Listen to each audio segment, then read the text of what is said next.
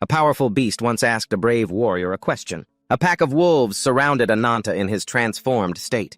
Their yellow eyes and sharp fangs glowed in the dark of the forest, their claws digging deep into the ground. They left long gashes, just waiting for the Alpha's command to leap in and devour their prey.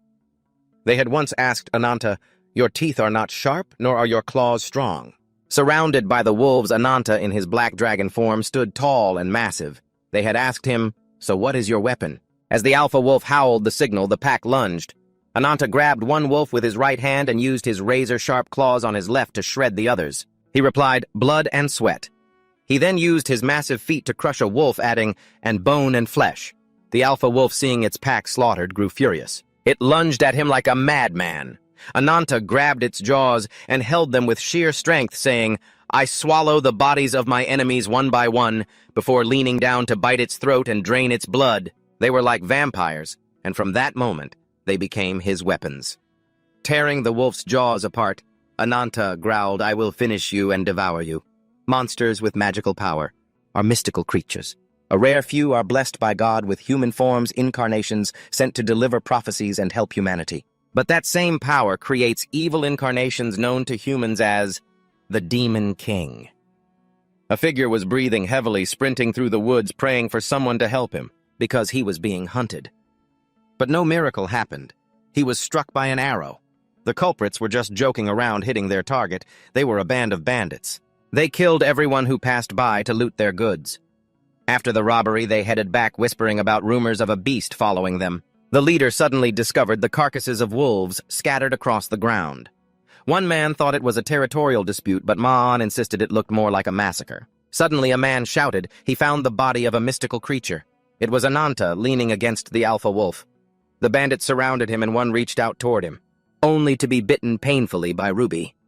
The man flew into a rage, intent on killing the lizard, but Ananta had already awakened. He punched the man in the face, threatening to kill anyone who touched his pet. Just like that, the man met his end. Ananta glared at the rest of them. "I forbid you from touching it, or don't blame me for what happens." The bandits screamed, claiming he had started the fight, and some accused him of killing their comrade. They surrounded Ananta, demanding his life. But they didn't know that messing with a beast meant their time was up. Ananta took a stance, waiting for them to attack. He moved like a blur, darting back and forth, slicing off the limbs of the bandits. They screamed in pain but stubbornly kept surrounding him. The leader trembled in fear. Unable to take it anymore, one bandit raised his crossbow, and the others followed suit, aiming at Ananta. He turned his back and noticed it. The leader screamed, "Fire!" Long, sharp bolts flew toward Ananta. He didn't fear them. He used his hand to shield Ruby and activated his power.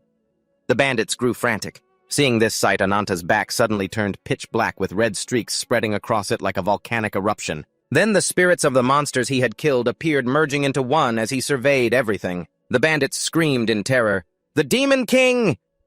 Suddenly, Ananta's blood-red eyes shifted back to his normal yellow, and he pulled back all the power he had just unleashed. He braced himself on the ground, breathing heavily. The immense exertion had drained his energy. The bandits tied him up and dragged him to their camp. The leader looked at the giant Alpha wolf, in shock, asking his underlings if Ananta had really done that. Ananta advised them, "You'd better burn it and send it off. That would be for the best." But Ma'an shouted angrily. The leader stopped him and approached, asking the stranger, "What is your name?" He replied, "Ananta." When asked his motive, he simply said he was hungry. Hearing this, the leader looked skeptical. Ma'an, standing nearby, added fuel to the fire, mentioning he had witnessed Ananta transform and spoke of recent rumors. "Everyone says there's a demon king around here devouring corpses." The leader thought he was human, but Ma'an insisted he was the demon king in disguise. Ananta refuted his words. Suddenly, a crow flew over, dripping blood onto the leader's head. The Alpha wolf, thought to be dead, came back to life. Ananta said, "That creature may no longer exist, but it is a minion of the demon king." The camp was attacked by wolves. A figure wearing a deer skull commanded the pack to raid the camp. Wolves leaped over the fence, biting the bandits. A fire erupted, burning the wolves. A figure jumped out from the flames. It was Ananta. Driven by hunger, he roared, gathering them into one spot before erupting into his black dragon form, surrounded by blood and sweat. With blazing red eyes, bone, and flesh, Ananta approached the deer skull figure. "I will swallow you whole." He lunged at the target, shouting, "I will crush you." Ananta challenged him. "Show me you're more than just a gasping piece of prey." The deer skull figure stomped his foot in anger and screamed, From deep in the forest, the spirits of monsters surged forth. They lunged at Ananta, but he grabbed them by the throat, slamming them into the ground. Then Ananta stomped hard and performed a flip, kicking the entire swarm of monsters away. He launched an attack at the deer skull figure who used a phantom projection. The figure shrieked and activated his power, and both Ananta and the deer skull lunged at each other. Boom! A massive explosion echoed. The two sides clashed violently. Ananta bared his sharp fangs, and the deer skull stabbed at his back. Suddenly, Ananta caught the figure's hand, surprising the deer skull. Ananta unleashed a powerful punch, landing a headshot that sent the figure flying. Ananta used his claws to grab the figure's arm and swung him down with a painful slam. The deer skull was covered in blood. Lying gasping on the ground, the figure watched as Ananta slowly approached. Ananta choked the figure, and the silhouette of a girl appeared beneath the deer skull. He was incredibly shocked. He recognized this person. "You weren't even conscious anymore, were you?" A noise sounded from behind. Ananta turned back to look as the figure flew past, slashing his shoulder. A giant crow appeared in the sky and landed on the ground near him. Ananta realized that the bird was in fact the true corpse-eating demon king. The bird transformed back into a man and he looked incredulous, muttering, "That's impossible. My precious shadow puppet has never been defeated by anyone," the demon king hissed. "I've had my eyes on you ever since you set foot in this place." He chided Ananta, asking why he wouldn't just... Before he could finish, Ananta shoved the deer-skulled girl toward him. "You know," Ananta remarked, "your mumbling almost put me to sleep."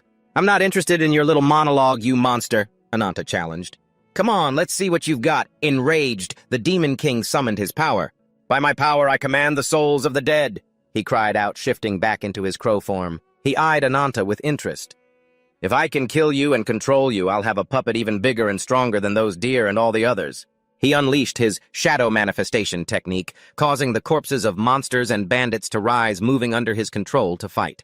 They surrounded Ananta. The crow shrieked, "You unknown wretch! Let my army of blood-drenched corpses tear you apart and devour you." A wolf lunged, snapping at Ananta's leg, while the bandit minions impaled him with spears. The crow crowed with delight. "Have you finally run out of strength to fight back?" Then the crow slashed his wings fiercely toward Ananta. A truly savage scene unfolded as the demon king gloated, "Come on, let me hear your cries of despair before you die." Ananta said nothing, then suddenly let out a maniacal laugh. "Ha ha ha!" He activated his power, creating a blinding crimson zone. The crow gasped in shock. "What is that?" As the imagery zoomed into his eyes, the silhouette of a monster emerged.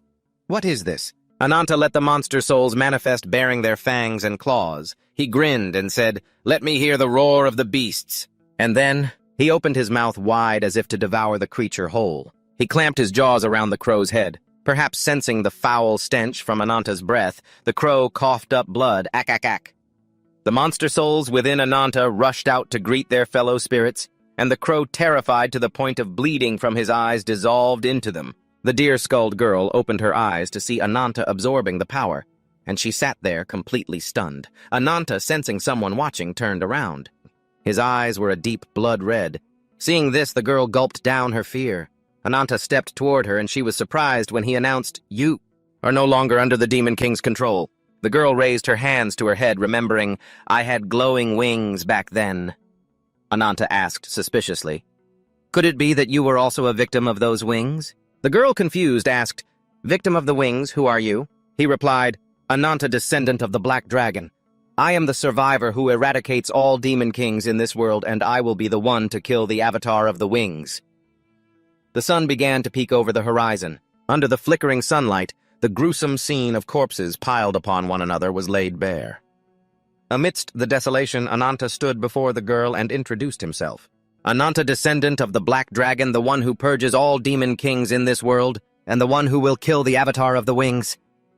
Hearing Ananta's dramatic profile, Nadia was sweating buckets in fear.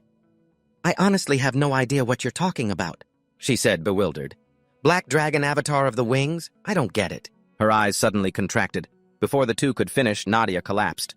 Ananta looked down at her coldly. "I'm sure you've caused quite a bit of trouble yourself, haven't you?" He grew stern. In her dream, Nadia was running for her life, panting heavily. The deer skull suddenly appeared before her, and Nadia turned back. Seeing the deer skull chasing her, she bolted at full speed. Suddenly, she tripped and fell face first into the dirt. When she lifted her head, she was covered in fresh blood. The silhouette of the deer skull reflected on a pool of blood. Nadia looked around terrified and saw corpses strewn all around the lake. She let out a few frightened gasps. Suddenly, the avatars of the wings appeared, lighting up the dark sky. Nadia turned to look as the figure smiled radiantly. The dream ended there. Nadia woke up. Whitefoot noticed and asked, "Oh, you're awake?" The girl stretched and asked, "You were frowning so hard in your sleep." "Had a nightmare," Nadia thought, the one who transformed. Suddenly, a call of Ruby rang out. Ananta commanded it, "Start." Ruby gathered fire in its throat and spewed it out like watering a plant. The fan-shaped flame burned those controlled by the Demon King. From the fire, shadows emerged, flew up, and turned to ash. Ananta stood by, watching the scene coldly. Whitefoot explained to Nadia, "That's how you have to handle monsters controlled by the Demon King." The little dog girl rushed over to compliment him. "You're pretty good at this, huh?" An enraged Ananta grabbed her by the scruff, making her yelp. "Shut up, you useless errand girl!" Whitefoot giggled sheepishly. Ananta pointed at Nadia. "Because of your nonsense gossip, this whole mess happened again." He tossed Whitefoot aside. "I'm done here. Give me my pay." Whitefoot let out a sharp cry of pain, rubbing her back as she muttered, "You're still as cranky as ever, aren't you?" She then turned to the girl and asked, "Pardon me, what's your name?" Nadia stared blankly for a moment before introducing herself. "The name's Nadia," Whitefoot teased. "Oh my, I never expected to run into another victim of Ananta's wings." Nadia asked in surprise, "What?" Ananta angrily cut their conversation short, shouting, "Hey!" Only then did Whitefoot remember the task at hand, but she still teased Ananta first. "So impatient, aren't you?" With that, she pulled out something that looked like a pocket watch with intricate carvings on the front. It had a rabbit design on it. She clicked a switch, the lid popped open, and inside it revealed something resembling a map of the constellations. A massive hole opened up right where they were standing, while Ananta and Whitefoot calmly jumped down into it. Nadia screamed at the top of her lungs, bracing herself and squeezing her eyes shut, terrified of landing on her backside. But nothing happened, so she opened her eyes in astonishment. Before her stood a city with a massive tree at its center. She gasped and asked, "Where on earth is this?" Whitefoot replied with a grin. "As the saying goes, a clever rabbit has 3 burrows. My apologies for the slow introduction." She then introduced herself. "I'm a member of the Thokkwok, the largest information network across the 6 lands. Your friendly, fair-skinned informant at your service." She gestured toward Ananta. "And this is Ananta. We've known each other for quite a long time, I suppose." She explained that this was the largest trading city in the south, and the giant tree before them was known as Senris, the sacred white lotus. At the top of the tree, Nadia's face darkened, and she interrupted. "That's enough. I'm grateful you saved me from the Demon King's control, but I don't want to hear any more of your monologues. If you want to keep talking, answer my question first. What is your goal in bringing me to this mysterious city?" Ananta told her to just be quiet and follow, promising she would get her answer. As they entered the market, Nadia asked him about the incarnation of the wings. He called it a disgusting monster. She still didn't quite understand, so Whitefoot explained, "An incarnation is granted a human form, and the incarnation of the wings is bestowed, with the power to grant others an incomplete form of strength." They had arrived at their destination, the cafe's slave market. Inside it was packed with foreigners, wanderers, and mystical creatures, all captured as slaves. Nadia was confused as to what this place had to do with the incarnation of the wings. Ananta kicked her down into the cellar, which was filled with people destined to be sacrificed to the incarnation of the wings. Ananta wanted to use her as bait.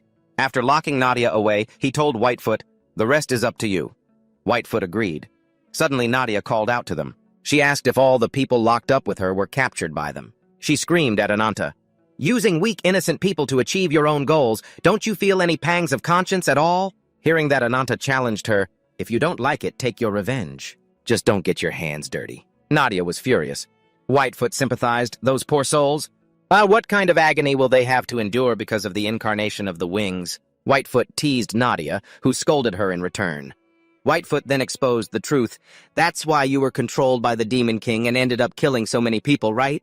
You didn't really care about those tiny lives either, did you? Not doing it on purpose doesn't mean nothing happened."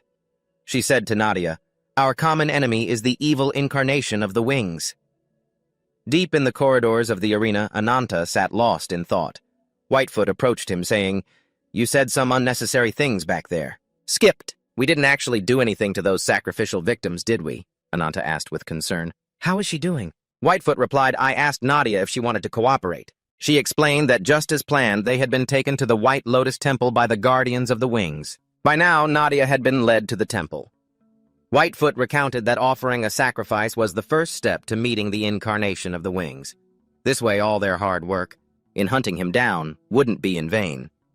She added that the area was protected by a barrier, so even the people of the White Lotus Temple couldn't break in. You needed a living sacrifice to enter. That problem is solved now, too. She continued, "If you can lay a hand on a branch of the White Lotus, the symbol of the victor, you will soon meet the incarnation of the wings."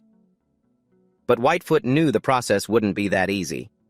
She thought to herself that if Ananta were willing to turn into a monster one slaughter, would be enough to grab the enemy's attention. She narrowed her eyes. Even so, there was a limit that must never be crossed because she knew Ananta hadn't mastered his powers when transformed into a beast. She mused to herself about Ananta. As a monster, are you trying to draw a line between your human side and your beastly side? She knew there were many ways to do it. How contradictory. Ananta caught Whitefoot not paying attention. He swung his blade and said, "I've had a full meal, so I'll exercise a bit to help with digestion." He told Whitefoot to sit quietly and watch. Ananta, holding two blades, declared, "This is how I hunt monsters." Seeing this, Whitefoot said sheepishly, "Don't do anything that causes too much of a stir, okay? You know what will happen if you do," Ananta said coolly. "I'll keep that in mind." In the arena, Bernhardt was commanding his troops against the monsters. He shouted, "Shield formation!" The unit brought out two shields and lined up side by side. Preparing to confront the monsters, a giant leopard was surrounded by the formation. The panther is surrounded by a pile of fallen soldiers. Bernhardt roars to reassure his troops, telling them not to be afraid and to hold the line when suddenly a hand appears. It lands on a soldier's shoulder. Ananta violently shoves the soldier to the ground. The other soldiers, furious, shout, "What do you think you're doing?" Ananta yells back in anger, "Move, you idiots!" The panther snarls and lashes out, swiping its massive paw toward him. Ananta doesn't flinch, landing a brutal blow straight to its head. Bernhardt stares completely stunned by what he just witnessed. Meanwhile, Whitefoot rests his chin on his hand and remarks, "This is going to be trouble." In that moment, Ananta slices off the panther's right leg. Bernhardt cannot believe his eyes. How could this be happening? A normal human outclassing a mythical beast. Ananta takes a stance, leaps in front of the creature, and knocks it out cold with the two blades in his hands. The spectators in the stands are shocked. After killing the panther, Ananta screams in rage, turning toward the White Lotus tree and shouting, "Just you wait! I'm going to tear you apart and swallow you whole soon enough." At the same time, at the White Lotus Temple, the tree is glowing. The temple gates open and quickly shut. Nadia, among the group of sacrifices, is deeply anxious as a man steps out into the center of the hall. He speaks, "My fearful children," urging everyone not to be afraid, then raises his hand in greeting. "Welcome to the Temple of the Gods." Nadia wonders to herself, is he the incarnation of the wings? For context, the White Lotus tree is surrounded by a powerful barrier and is also known as the Holy Tree, though its true purpose remains unknown. The incarnation of the wings has nested there and begun to accept human sacrifices. Those who offer a sacrifice are granted the privilege to fight in the cafe arena. Warriors who survive the battle against the spirit beasts and demonstrate their true ability will be gifted a branch of the White Lotus tree. Those who prove useful to the incarnation of the wings will receive peerless power and become the protectors of the wings. Back in prison, Whitefoot had discussed with Nadia that to bypass their defenses, he would have her disguised as a sacrifice to infiltrate the temple. Nadia asks Whitefoot, "Why does Ananta want to kill the incarnation of the wings? Is it related to his own power?" Whitefoot doesn't answer her directly, saying only that if a panther incarnation truly exists, there is no one more fitting to kill it than him. Whitefoot recalls a vision of Ananta, clutching a charred corpse to his chest, weeping blood. Back in the present at the temple, the man standing in the center speaks, "O you people who have overcome countless hardships, look up at me." The people in the sacrificial group gaze at him. Some even begin to pray to the man. He introduces himself as the holy god they worship, the master of the White Lotus tree, and the incarnation of the wings, bringing a sweet mist to this dark world. He says his name is Banjak. Banjak speaks in a low, grim tone. "I shall show mercy to you sacrifices. Prepare for the coming liberation and offer your bodies to the wings that save these living souls." A little girl suddenly kneels, saying, "Oh, incarnation of the wings, please have mercy on us. My sister and I are innocent. Please spare her." The girl pleads, "Please, you can take me instead. Just spare my sister." Hearing this, Banjak smiles and raises a hand. "My beautiful children, it is good to be selfless. I shall reward you." Hearing Banjak say this, the girl is overjoyed. Boom! The girl's head explodes. She didn't even finish saying thank you before she died. Her younger sister stands beside her terrified. The others in the sacrificial group see this and tremble uncontrollably. Banjak sits on his throne arrogantly declaring, "Before the line of death, all living beings are equal." He points his foot toward the younger sister of the girl. "You have just been liberated from fear and regret. You will see each other again in nirvana soon." Hearing him preach so grandly, the group of sacrifices becomes even more terrified. The henchman draws his sword intending to kill, but the sky suddenly turns black. It's Nadia. She has activated her power. Banjak remains smug, saying, "There is no savior here." Nadia growls at him, "You are nothing but a heartless murderer." Banjak rests his chin on his hand, indifferent. I wonder which sacrifice will be lucky enough to become an incarnation next. At this moment, Nadia is still radiating her power when suddenly she hears the people around her calling her a monster. Looking at her own shadow self, Nadia falters. She remembers Whitefoot's words, "Whether intentional or accidental, once things happen, there is no turning back." She recalls the scene where she was controlled by the Demon King and killed so many people.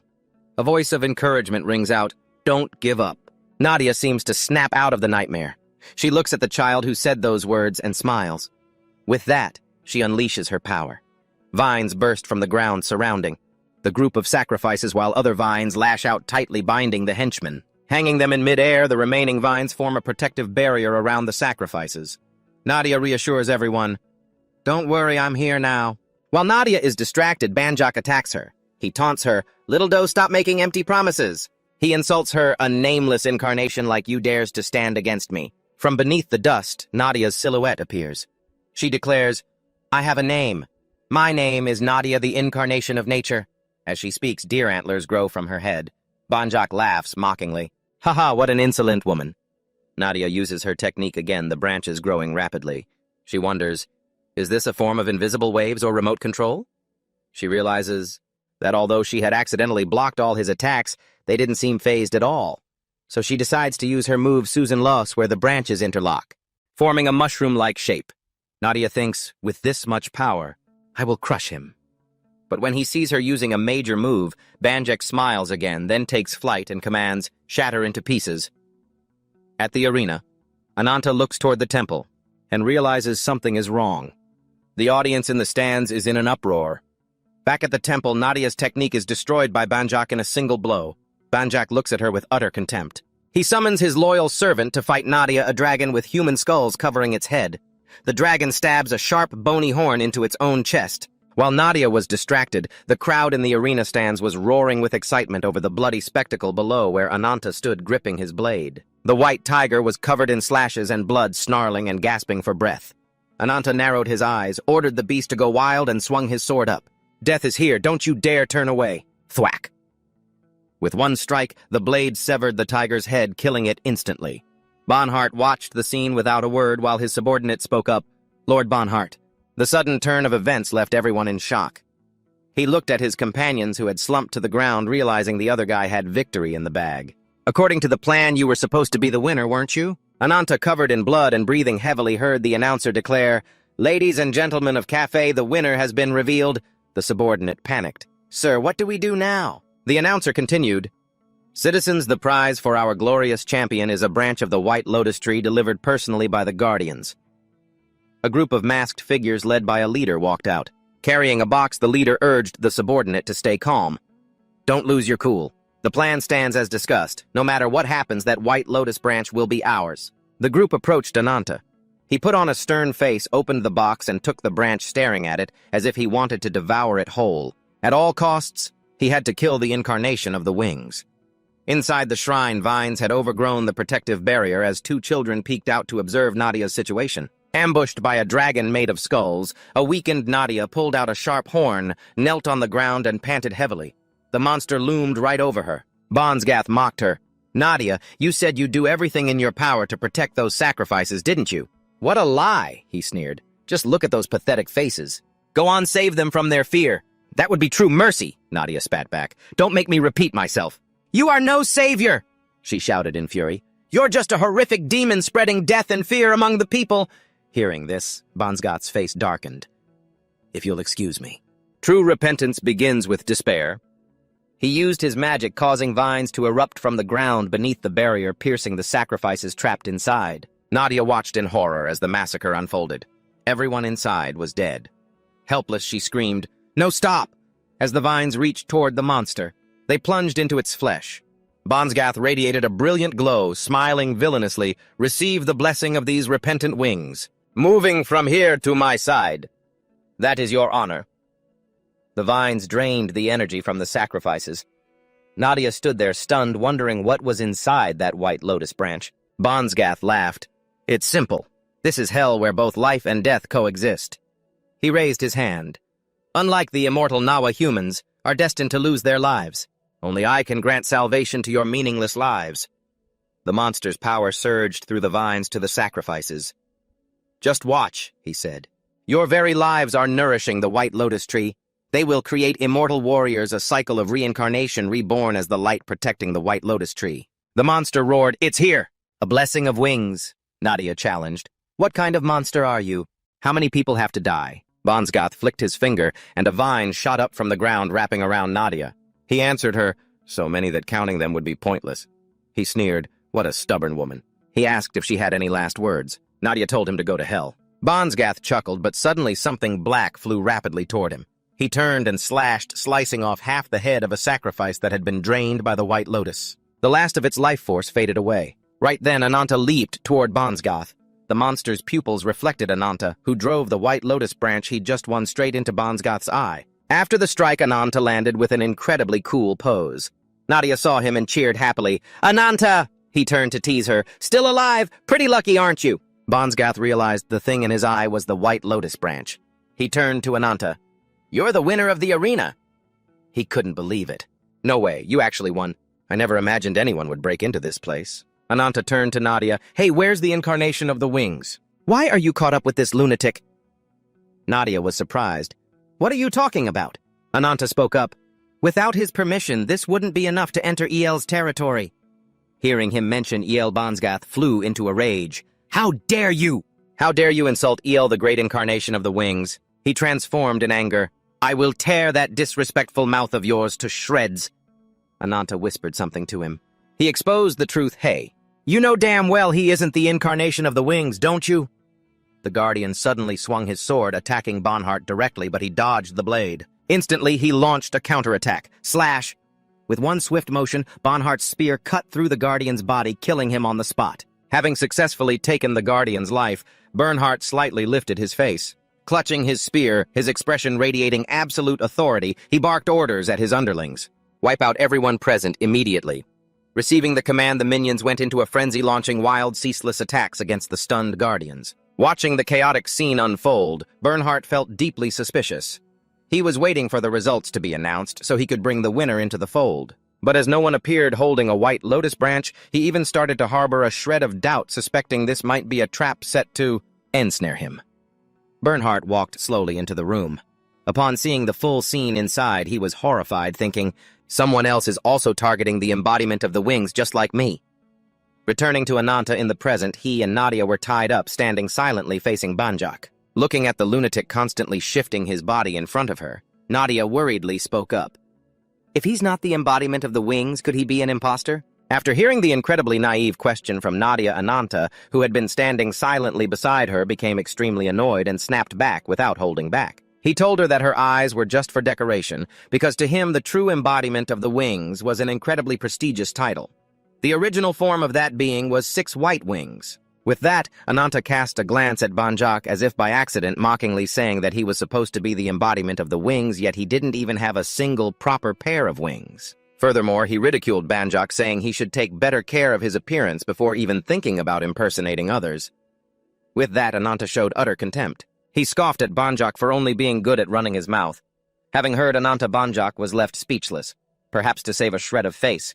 He could only put on a dark, furious expression, declaring that Ananta's nonsense wasn't worth a reply, and then ordered his minions to kill Ananta. Just at that moment, Ananta quickly unleashed his power and rage. As he punched the ground, the vines wrapped around Nadia's body immediately let her go. After struggling free from the plastic-like vines, Nadia looked to the side and noticed 2 others were still tightly bound.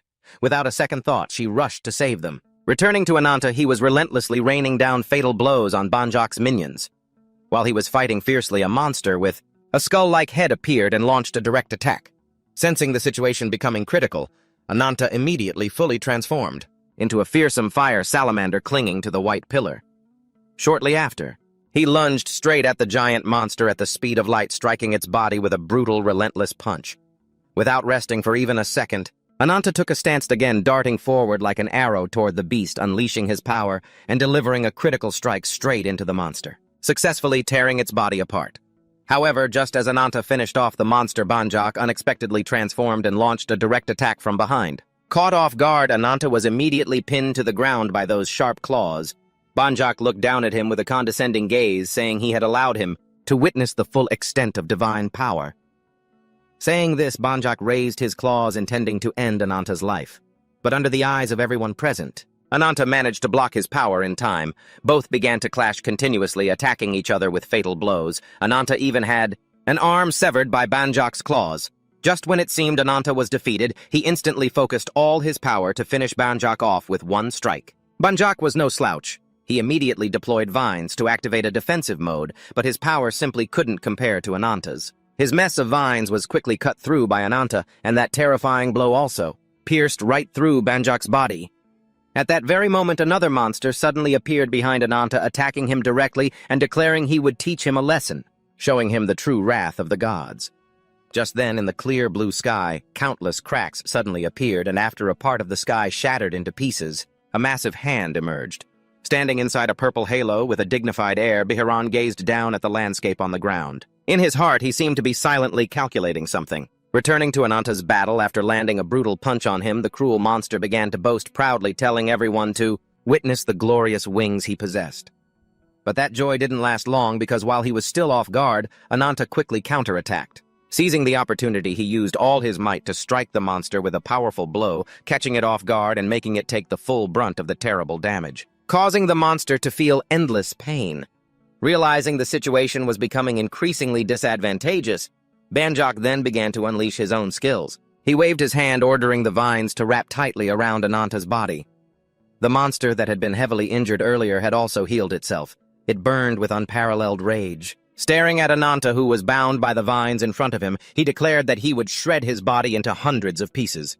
No sooner had he finished speaking than he launched himself into the air. The spikes inside his body were like sharp needles, constantly firing toward Ananta at the speed of light. But at that exact moment, Ananta seemed to begin unleashing all the power hidden within his body. A beam of burning red light radiated out, and then, with a loud bang, Ananta successfully broke free from Banjak's slimy vines. While the monster was still caught by surprise, Ananta flashed past him like lightning. Putting all his strength into it, he lunged straight at where the monster stood. His speed was so fast that it created twin vortices, and with just one hit, he had already taken nearly half of that arrogant monster's life. Just enough time for him to shout a vulgar curse before the thick fog began to clear. Only now could he clearly see Ananta's true form. The monster seemed unable to believe his eyes. He wore an expression of sheer shock while witnessing Ananta's transformation. Nadia, standing from afar, witnessed the entire battle scene and could not help but be surprised, for she didn't know when Ananta's body had begun to shift. She noticed that Ananta's movement speed at that moment was faster than the naked eye could follow. Banjak began to feel anxious, silently wondering if his power lay in regeneration and shape-shifting. If that was the case, he decided to use his own overwhelming power to crush him into pieces. Thinking and acting, Banjak launched a direct attack on Ananta. Ananta quickly took a defensive stance. With his flexible body and super strength, Ananta skillfully dodged all of Ban's continuous attacks. Glancing at the insane Banjak, Ananta thought to himself that no matter how many times he attacked, this madman would recover over and over again. Thanks to the white lotus tree, he realized that the longer this dragged on, the more disadvantageous it would be for him. Just then, Ananta accidentally looked at the nearby ceiling. Seemingly having calculated something, he gathered momentum, launched himself into the air, and used a punch to destroy the ceiling. Banjak used vines to bind Ananta's legs, guessing that he was plotting some foolish scheme. However, facing his taunts, Ananta did not reply, but instead asked questions to stall for time. Realizing the opportunity had arrived, Ananta said it was time for him to pay for the lives that he had eradicated. No sooner had he finished speaking than his body transformed once again. While Banjak was still dazed, he immediately summoned the phantoms. The ghosts were called forth and appeared in increasing numbers, all striking toward Banjiak with lightning speed, terrifying him to the core, to the point that he could only scream in agony. Seeing the scene unfolding right before her, Nadia was momentarily stunned, wondering about everything, but immediately afterward, she discovered that these were the human sacrifices. At this very moment, a powerful beam of light suddenly appeared in the space. When she opened her eyes, Biharon was standing before her, bowing respectfully. When she turned to look, the white-haired man behind her had removed his disguise. It turned out he was Juyo, the true incarnation of the wings. Right at this moment, in a certain forest, Whitefoot was reporting the specific situation to her superiors via radio. She stated that there was a strange crack appearing in the sky, and if her predictions were correct, that crack was a sign that the guardian of the wings had appeared. Thus, there was a high possibility that the incarnation of the wings had now surfaced in this city. Returning to Juyo, he displayed a gloomy expression, walking slowly toward Biharon. Seeing the presence of Juyo, the true incarnation of the wings, Nadia's chest suddenly felt a sharp pain. She clutched her left chest, her face pale with pain, constantly showing anxiety. Who ultimately is the person appearing, right in front of her now? As for Banjiak, he seemed to have no strength left. His whole body was covered in severe wounds. Struggling to lift his eyes to look at the one who had defeated him, Banjiak was suddenly panicked to see Juyo's appearance. He couldn't help but wonder why he was here at this time. Facing Banjiak's confusion, Juyo only asked in a cold tone if he still remembered who he was. Hearing this, Banjiak showed a look of disgust, saying how could he ever forget his former cold-blooded, cruel master. Still maintaining that indifferent, reckless attitude, Juyo slowly replied that the reason he took Banjiak's wings was to punish him for sleeping in false glory. Having said that, Juyo did not hesitate, ordering Biharon to tighten his grip on Banjiak's neck, directly making him struggle to breathe and letting out a few sounds. His eyes stared at Banjiak, who now only had his upper body left. Juyo warned him that those wings were only intended for those worthy of soaring in the blue sky. After hearing Juyo speak, Banjiak immediately became extremely angry. He thought Juyo was talking nonsense. To him, the most vicious and fearsome person was the one who had sacrificed thousands or even millions of lives just to create a body for a monster, and he simply wanted to reclaim the wings that rightfully belonged to him. However, these confessions from Banjiak only made Juyo feel that he was a useless fool, and those who had outlived their usefulness like that were only worth discarding. Thinking this, Juyo slowly used his power. A dazzling beam of light radiated out, and Banjiak was instantly turned to ashes. The entire scene was captured in the eyes of Ananta.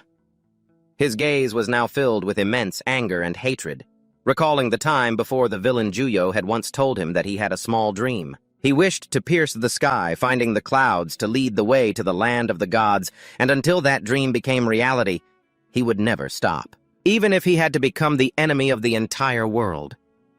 Remembering the scene where his entire tribe was destroyed, along with the gentle smile of his sister Asita, praying for his safe return, and finally the moment his respectable sister was burned to coal, Ananta furiously shouted Juyo's name. At this time, where Biharon was, they were discussing the White Lotus Tree. Biharon said that the White Lotus Tree was merely the name of a plant in the Kingdom of Paradise. It had nothing to do with what Juyo wanted. Juyo slowly picked up the white lotus flower, asserting that, compared to the World Tree, it was just a fake. What he cared about right now was the connection between Nadia and his existence. It was at that very moment that Ananta powerfully surged from within the ghosts. He lunged straight at Juyo, filled with hatred and madness, but was quickly blocked by Biharon's agile skills. Ananta was now consumed by the terrifying rage within. He unleashed all his power, landing fatal blows on Biharon. The Guardian also began to take his stance, preparing to attack him at any moment. On one side, he and Biharon were locked in constant struggle, while on the other side, Juyo was staring at Nadia with a very amused expression. At the moment he reached out his hand to toy with her, Bernhardt appeared just in time, spear in hand, successfully thwarting Julio's sinister plans. At this very moment, Ananta has pushed his power to its absolute limit. Standing face to face with Julio, he lets out a feral roar. Looking at him now, Julio says with excitement that he's seeing that familiar face again, because at that moment, Ananta has completely transformed into the black dragon Azi Dahaka. Taking in his surroundings, Ananta stands frozen, his face filled with utter bewilderment. He has no idea where he is right now or how he even ended up here. But more than anything, he has a gut feeling that this place is bad news. Thinking this over, Ananta decides to quickly find a way out, but even if he escapes, He has no idea where he would even go. Suddenly, the black dragon Azidahaka appears behind him, whispering a reminder not to forget the one who stole everything from him. Sensing the dragon's presence, Ananta can hardly believe his eyes because appearing right before him is the very bearer of the death curse. Azidahaka stares intently at Ananta before he snaps out of this illusion. It told him to drown in his own rage and tears. Returning to reality, Ananta relentlessly unleashes brutal, fatal blows toward Beharan, completely out of control. This makes the guard think that he has lost his mind and gone insane. Thinking this, he quickly channels his power, focusing all his energy into his arm before aiming a fist at Ananta, mockingly remarking that he looks absolutely pathetic right now. The moment the guard finishes his sentence, Ananta immediately spews a massive flame straight at Beharan. The guard doesn't take it lying down, using his own power to block the attack. The violent collision of their powers creates a massive shockwave. Julio quickly uses his wings to shield himself. He glances over at Bernhardt, who is standing opposite him, and with an indifferent expression says he doesn't know if he's been roasted yet. But he's holding his ground quite well. Even though they are enemies, he has to admit that Bernhardt is truly strong. Turning back to Bernhardt, he grips his spear tightly. Telling himself he must make sure Julio meets his end right here, he absolutely won't let them reunite. But life isn't a fairy tale. Just as Bernhardt prepares to strike with his spear, Julio lands a quick hit on him. Following that, he uses his ability and a blue beam of light pierces right through Bernhardt's body, killing him on the spot. After cold-bloodedly eliminating Bernhardt, Julio casts a glance at Nydia, who is trembling uncontrollably with fear. He sneers and directly provokes her, saying she's not at all like she used to be, because he just killed Bernhardt, and she's already shaking like that. Nydia suffers in silence, biting her lip in anger as she listens to the insults coming from Julio. It turns out she had actually met this villain before. Julio then claims that Nydia is also one of the chosen ones because she resonates with the branch. That branch is the miracle that causes the cycle of rebirth to wane, yet it brings superior power. At the same time, it is Julio's desire to keep this world's heavens intact. Saying this, he slowly walks toward his younger brother, who was born from countless lives but can only exist inside a birdcage. Hearing this, Nydia cannot help but be curious, and asks for the brother's name. The boy just wears a chilling, eerie smile and says his name is Ritz. Returning to the fierce battle between Ananta and the guard, Beharan and the two are fighting intensely. Ananta powerfully spreads his wings and shoots straight into the sky. After reaching a certain height, he focuses all his power, breathing out a massive fireball. As he shouts, "Heavenly Fire Orb," the fireball immediately rockets down like an arrow. Julio stands below, calmly watching the fire get closer and closer. He thinks Ananta is underestimating his abilities. Julio raises his hand slightly and slowly unleashes his power, not forgetting to add that heaven has no place for someone like him. Then he begins to chant. Along with that, a blinding blue light bursts forth. Everything has finally come to an end. This is likely the end of the White Lotus Tree, because after the battle broke out, they're having to endure the destructive force of Ananta's wings. The trump card. The manifestation of the troublemaker has completely failed. In a desolate field, Ruby is running for his life to escape the fangs of the hounds. But because he has no strength left, they catch up to him very quickly. But luckily, in the nick of time, Ananta appears and uses his axe to block them, successfully saving Ruby's life. Seeing this, the remaining hounds are terrified and run away. Realizing that Ananta is the benefactor who saved him, Ruby insists on following him everywhere, which Ananta finds extremely annoying. A while later, he looks at Ruby with irritation, asking why it keeps following him everywhere, and even tells it that he has no food for it. Even though Ananta tries his best to shoo it away, Ruby just stands there completely unfazed, leaving him no choice but to use force to drive it away. But just as Ananta swings his hand, Ruby immediately blows a large flame, making Ananta jump in terror. While he is still reeling from the sight, a loud noise suddenly erupts behind his back. Ananta turns his head in anxiety, and a giant beast has appeared right in front of him. They stare at each other for a moment, and then the beast begins to chase Ananta and his companions, back to Ananta, who now has Ruby on his head, struggling to run for his life. Without daring to look back, and with the beast hot on his heels, Ananta made a desperate leap off the cliff and landed safely. Then he saw a man in a black cloak sitting on the opposite side, still as a statue beside a dry bush. But Ananta's attention remained fixed on the beast. He glared at the monster, watching him from above. His voice filled with frustration, feeling as though it truly wanted to hunt him down to the bitter end. So Ananta quickly dropped Ruby, clenched his axes in both hands, and challenged the monster with a fierce gaze, declaring that he would make it. Taste the power of a black dragon descendant. Just as he finished speaking, Julio appeared behind him out of nowhere. Julio calmly removed his hood and locked eyes with the beast, successfully scaring it away, then kindly checked on how Ananta was holding up.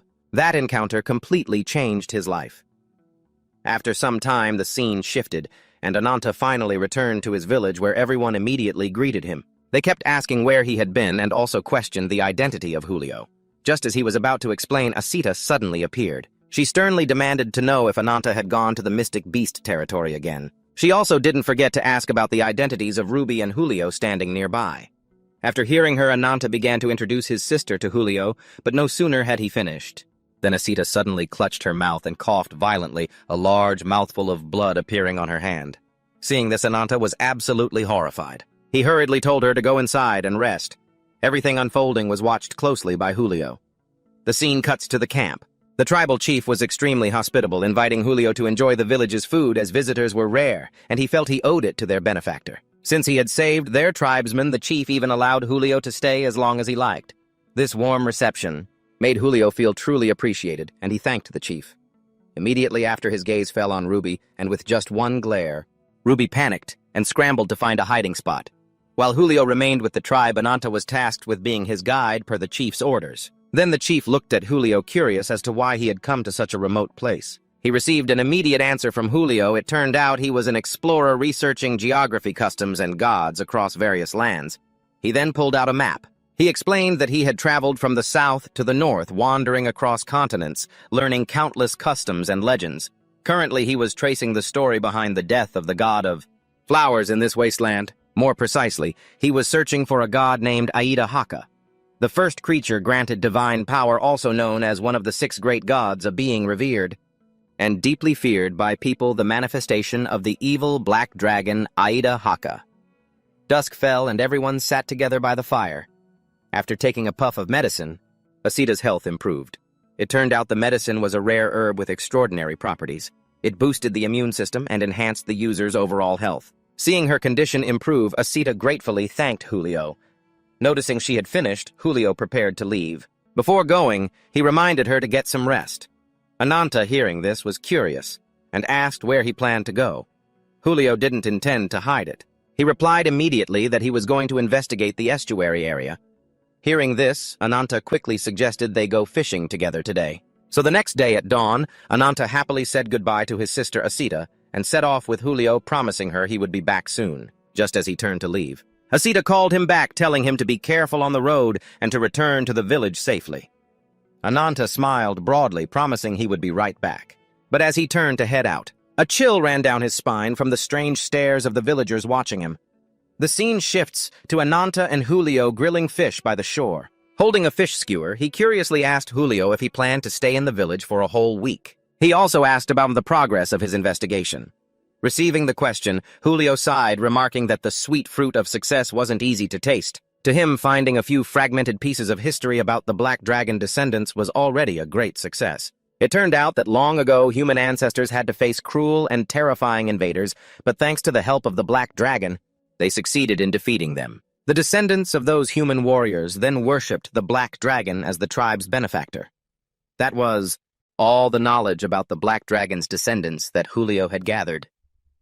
Julio sighed softly, noting that the villagers refused to say anything about the Black Dragon, as if they were deliberately hiding something. Hearing this, Ananta reacted immediately, saying he thought Julio was overthinking things. Julio didn't press the matter and changed the subject, asking Ananta if he was still sneaking off to hunt behind Asita's back, because lately the number of wounds on his body had noticeably increased.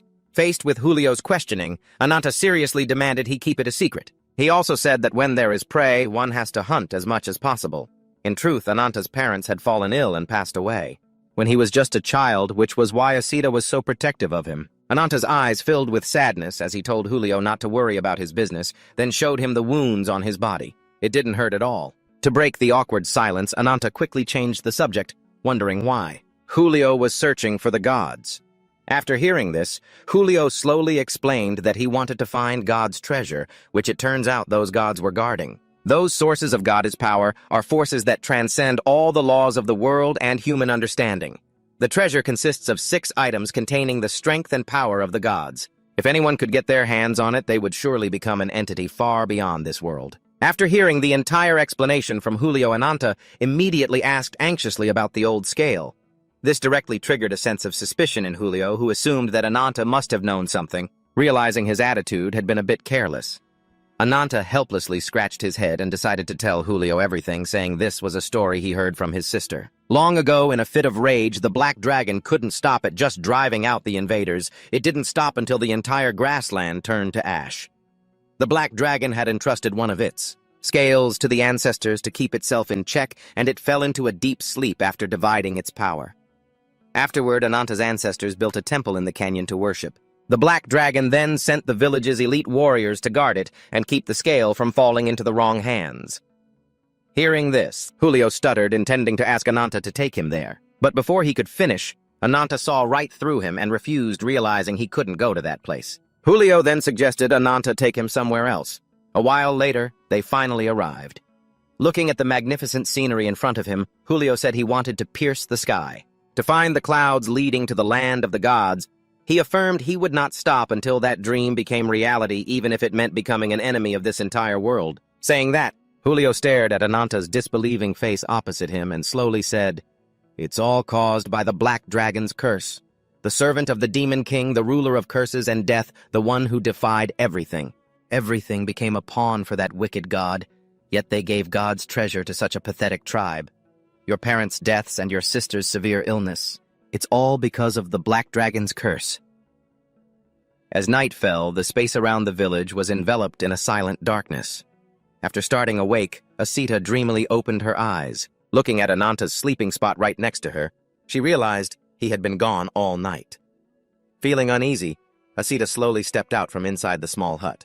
The cold night air made her uncomfortable, and she coughed a few times. She was worried, wondering where Ananta had gone staying out so late. Gently looking up at the sky, Asita hoped her younger brother wouldn't catch a cold. The scene changes. At this moment, in front of a cave entrance, while two guards were cautiously looking around, Julio suddenly appeared from afar. Noticing his presence, they immediately took a defensive stance, pointing their spears straight at him, ordering him to stand still. Even though Julio was extremely annoyed by their actions, the guards still fulfilled their duty, saying that anyone without permission was not allowed to enter this place. Yet, despite the warnings from the guards, Julio didn't feel worried at all. On the contrary, he brazenly continued to approach. Realizing Julio was still stubbornly refusing to stop, one of the guards became angry and quickly attacked Julio with his spear. But before the guard could even act, Julio lightning fast grabbed the spear with his hand. And in the extremely surprised eyes of the guard, he used his fist with great force, taking him down in one clean blow. Witnessing the entire scene, the guard next to him was momentarily stunned. While that guard was still trying to understand what happened, Julio unleashed his special move and successfully took down the other one. After finishing them off, Julio coldly turned his gaze toward the rock behind him, demanding the person hiding inside to quickly come out. Hearing that, Ananta stepped out cautiously. He held a glowing flower in his hand, silently marveling at Julio's terrifying power. With just a few simple strikes, he had easily defeated the tribe's elite warriors. Returning to Julio, seeing that Ananta seemed to be distracted, he urged him to hurry because he wanted to finish everything before sunrise. After a while of entering the cave and fighting the Guardian army, they finally reached the spot, and just at this moment, the flower in Ananta's hand emitted an increasingly intense light. He was extremely surprised, staring at the flower in his hand, then looking at Julio with a head full of questions. But Julio didn't bother to answer. He just reassured him and stepped toward the wooden box in front, gently pushing the lid open. The final scale immediately appeared before them both. Realizing only the scale in front was placed in the opposite direction, Julio was extremely excited because he had recognized its advantage. Afterward, he acted grateful for Ananta's help, but when he mentioned curing his sister, Julio immediately betrayed him. He quickly snatched the hand holding the flower from Ananta and directed it toward the scale. Instantly, a powerful beam of light from the Dragon Canyon radiated outward along with the violent shaking of the ground. The Black Dragon was successfully summoned and rushed straight toward the light beam. Seeing what was happening right before their eyes, the tribe members were extremely unsettled. Which idiot released God's power? Returning to Ananta by now, he had lost both arms, weakly looking at the extremely exhilarated Julio in front of him, seeing him slowly reach out to grab the strange flower inside the pillar of light and thrust it straight into his own chest. A blinding blue light began to appear and spread everywhere inside his body. After a moment, the Black Dragon finally reached the Dragon Canyon. It warned that Julio had touched the dragon's weakness, appearing extremely dangerous as it spoke to him about the consequences of this. Immediately after, The black dragon solemnly stated its name, then ordered Julio to declare his name. As soon as he spoke his name, the black dragon immediately merged with him. From that moment on, the embodiment of those powerful, terrifying wings finally appeared.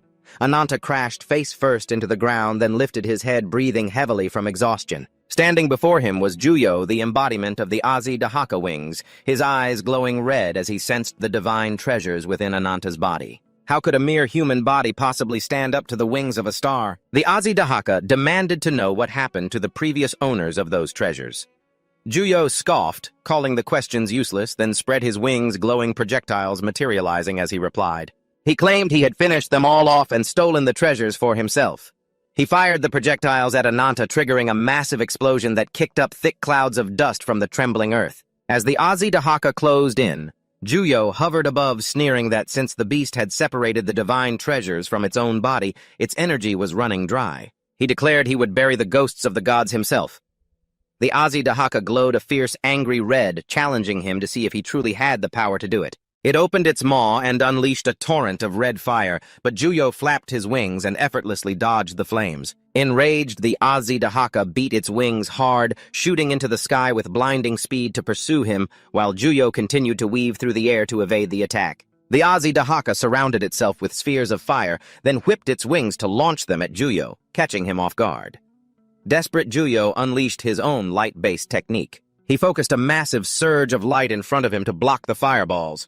The two forces collided, creating a deafening blast.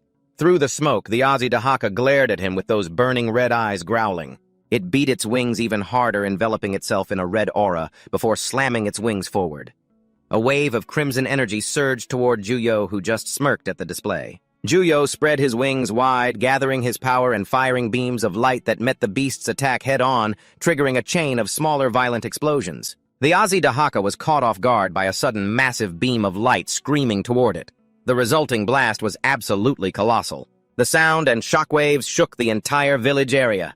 Asita clenched her fists, looking up at the sky where Ananta lay broken and covered in wounds. He trembled with every pained gasp, blood spilling from his lips.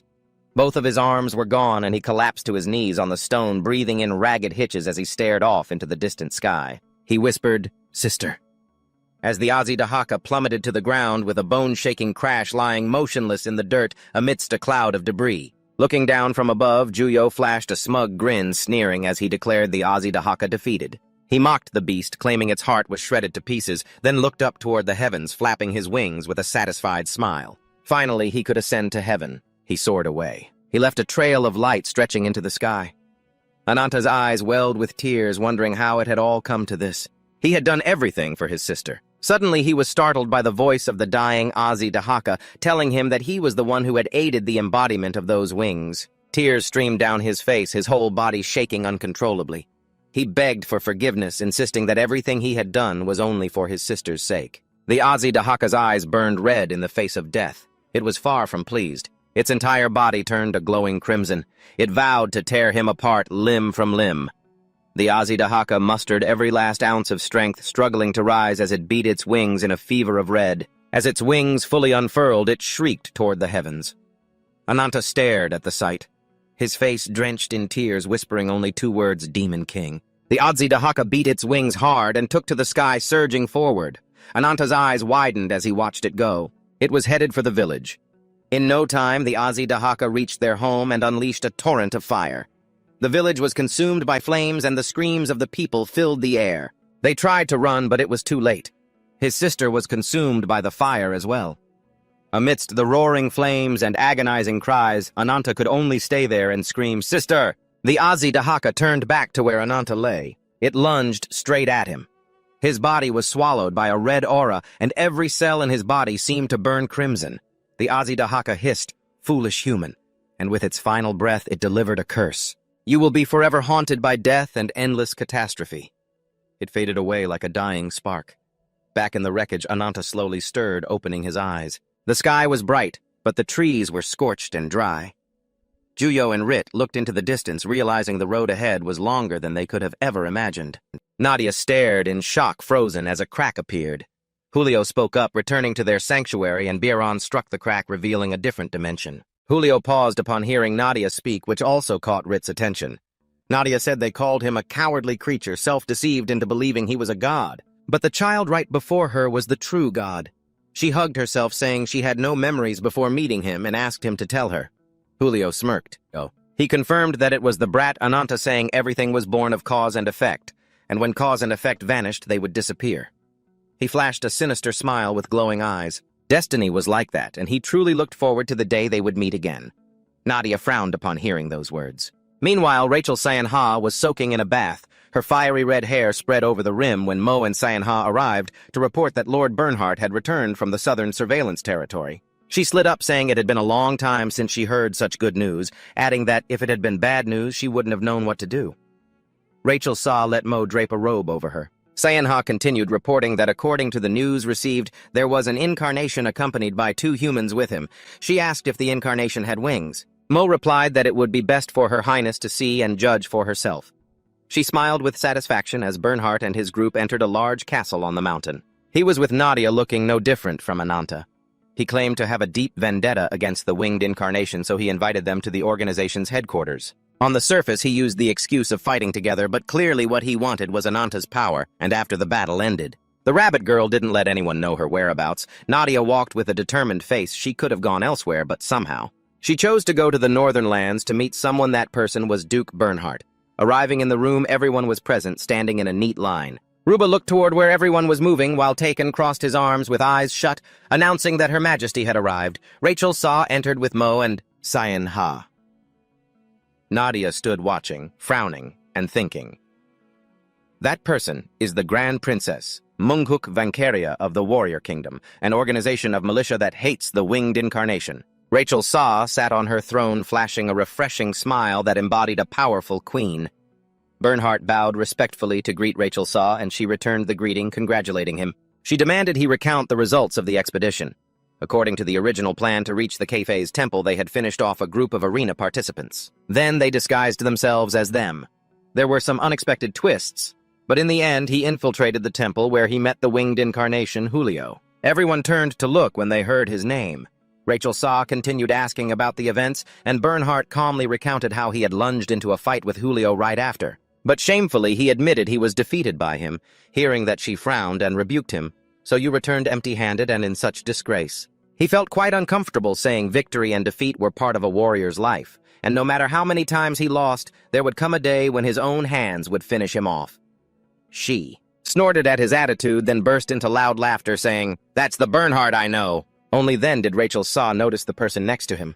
Nadia bowed to greet her, and he introduced her as the Incarnation of Nature, saying she was part of a group hunting the winged incarnation. Bernhardt respectfully told Rachel Sa that Nadia was a new ally who would assist Leviton, and thanks to her help during the expedition, he was able to bring people back to meet Her Highness. She asked where the others were. Mo spoke up, then saying, "They're called people, but it's just a savage man and a normal young girl." She offered to cooperate in exchange for their care and protection. The daughter's health was doing quite well, so she would soon be sent to the civilians' homes. The savage man was being treated at the medical facility because his condition had improved. But his current state was quite serious. He was in a deep coma with no response. Mo suggested that if she wanted to use force, she could take him along too. But she refused. Rachel Sa walked over to Nadia to greet her. Rachel Sa stepped close and held out her hand.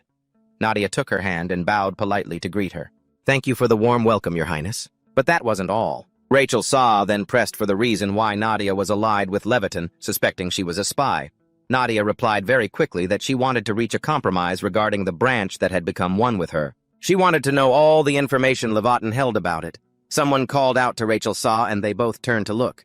Ruba felt angry and shouted, "Why bother listening to her words?" As soon as she walked in, Ruba smelled the stench of the winged incarnation, and after speaking, she pointed directly at Nadia's face and asked if she had been given the branch by the winged incarnation.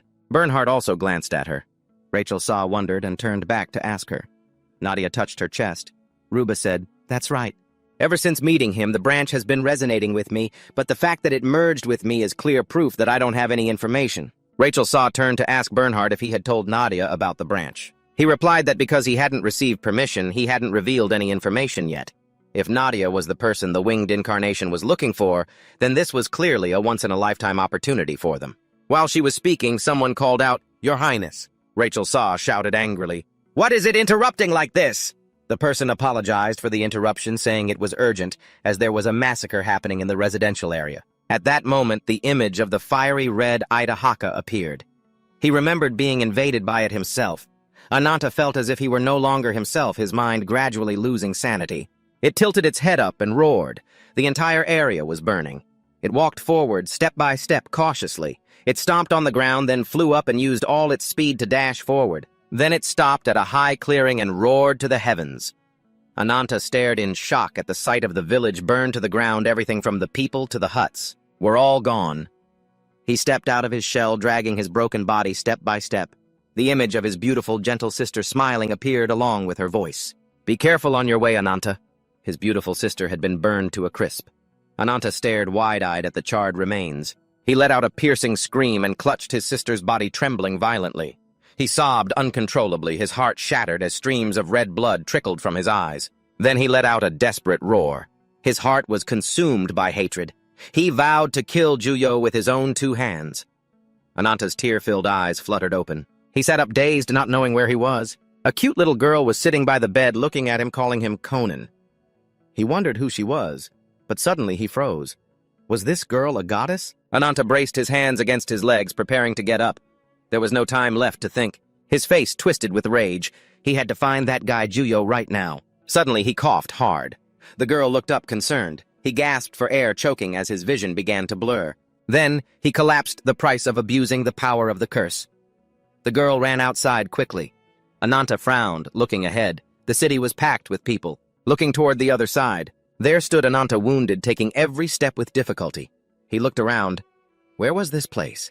It was a vast space, yet he couldn't see the sky. Is this an underground city? A man demanded he stop looking at him with suspicion, clearly seeing he wasn't a local. They pointed their spears at him, demanding he surrender peacefully or face force. He exhaled sharply, ready to challenge them. Just then a man stepped forward, scratching his head, and asked, "Has anyone seen the brat from his place?" Ananta locked eyes on the mark on the man's hand. He had been taught to recognize that symbol. It would help him track the incarnation of wings. Anyone belonging to that faction was sure to bear this mark. Ananta reached out to touch the man, but suddenly a blade flashed right before his eyes. The man swung his sword at Ananta, his eyes gleaming. He didn't like being touched from behind. Ananta braced himself, fists raised. The man sensed how strong he was and backed off quickly. "You won't get past me today," the man smirked. "Tough one. You look like you're ready to die." Ananta's body erupted with waves of red fire. Why did he have such an aura? Ananta demanded to know about the mark on his right hand.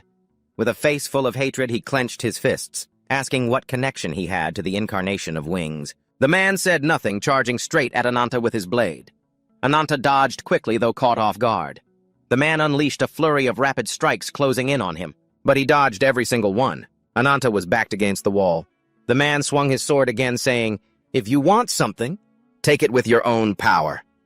With that, he swung his blade, unleashing a serpent strike. Dust swirled violently. As the smoke cleared, the man froze, stunned to see Ananta with 2 massive glowing red arms. Ananta glared at him, pure killing intent in his eyes. The man sneered, "What? What kind of arms are those?" A soldier screamed, "Call for the queen! Request urgent reinforcements!" Ananta's eyes flashed. He lunged at the man, his giant clawed arms ready. He unleashed a relentless, terrifyingly fast assault. The man was agile, dodging every move while analyzing the situation. "This is too dangerous. If we clash head-on, even a sword won't hold him back." Regardless, the man hadn't been in his best condition to begin with. After a barrage of attacks, Ananta stopped and suddenly crumpled to the ground, seemingly in agony. The man looked like he had been waiting for this moment. "There's an opening." He lunged, driving his sword straight through Ananta. A deep, guttural growl emerged from Ananta. His face had warped into the visage of a beast. The man quickly withdrew his sword and backed away. Ananta roared his entire body, transforming into a massive, ferocious monster. The man crouched, ready to fight again. Suddenly he startled, realizing he actually felt fear. A voice rang out from behind him. As he retreated, a woman, Rajelsa, rushed in from behind, swinging her sword down hard on the monster's head. Nadia cried out in a panic. "Wait, please wait! He's not an enemy, don't kill him!" Rajelsa looked stern, her voice cold. "If he harms my people, I won't spare him, whoever he is. You ugly monster, I'll finish you right now." The monster form Ananata suddenly used its own hands to claw at itself. The sight was horrific. The soldiers stood frozen, unable to believe what they were witnessing. Is he choking himself? The monster collapsed with a heavy thud. Nadia watched, worried. Rajelsa approached and saw the monster had reverted back into the form of Ananta. She was completely shocked. What is this guy? Rajelsa and 4 others sat around a round table. An aide stood by to report, "As you commanded, the barbarian army has been imprisoned in the dungeon, and the incarnation of nature is under the surveillance of the royal army and has received orders to wait in place as commanded. We have monitored their every move, but chaos broke out anyway." A man standing nearby added, "Rumors spreading throughout the fortress is only a matter of time." Rajelsa spoke up. "I trust you are all aware of the situation. We will now begin the leadership meeting. The main topic is the arrangement for the man named Ananta. The final decision will be announced shortly. Now that we've heard everyone's opinions," Ruba rested his chin on his hand, scoffing.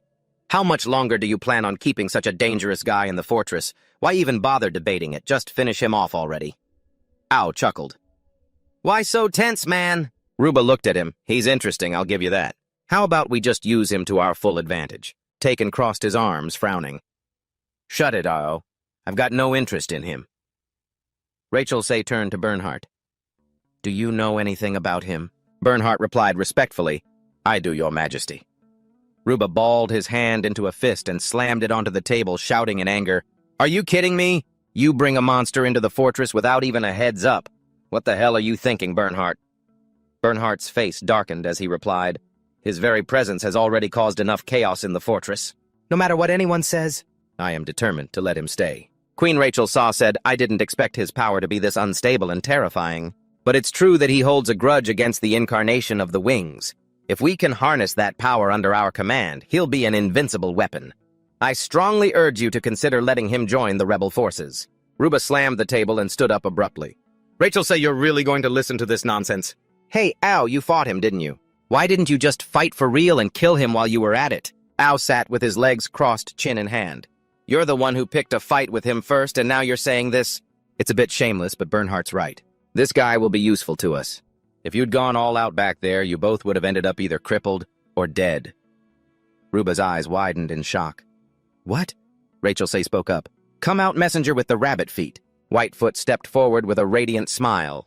The lovely girl with the distinctive rabbit feet had arrived at the royal summons.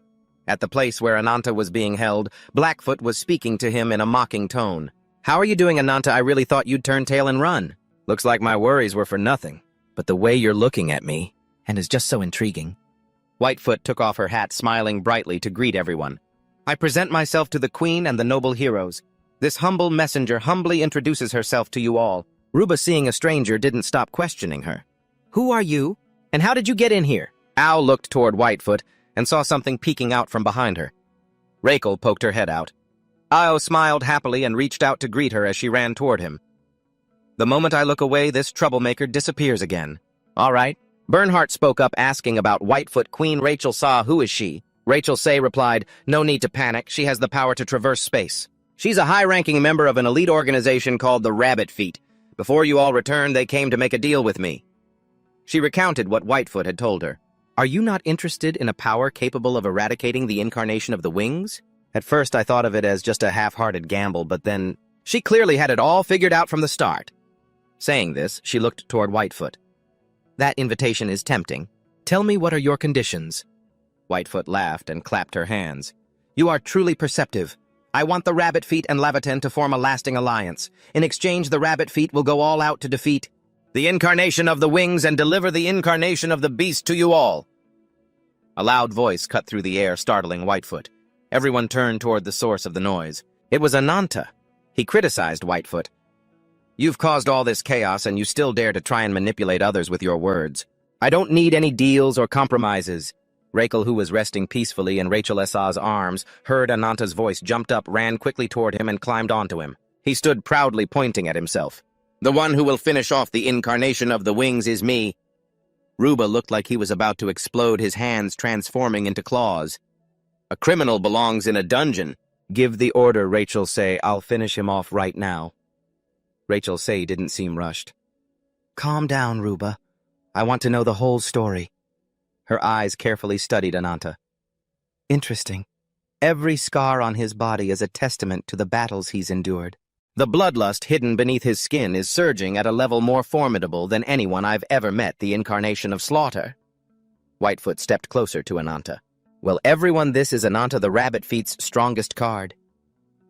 In her head, a question arose. Is this guy really the incarnation of the beast? Ananta used his large hand to shove Whitefoot's small head down his eyes, bloodshot. Since when did I become some item you picked up? Are you tired of living or what? Blackfoot, standing nearby, grabbed his arm, trying to coax him. But didn't Ananta already lose to the incarnation of the wings? You can't win fighting alone, let's form an alliance. You can't take them on alone, let's team up. He glanced at her, gritting his teeth. You bastard, Blackfoot, he taunted, looking at Whitefoot, who was currently being held down by Ananta. Whitefoot wore a pained, bitter smile. You saw it yourself, didn't you? More importantly, he didn't seem stable at all, but it looks like Ananta's adjustment is complete. Ragelza asked Ananta, Are you truly capable of killing the incarnation of the wings? Before Ananta could speak, Whitefoot interrupted. Your Highness, as I was saying. Ragelza's face darkened, his voice dropping low. Whitefoot, I am asking Ananta.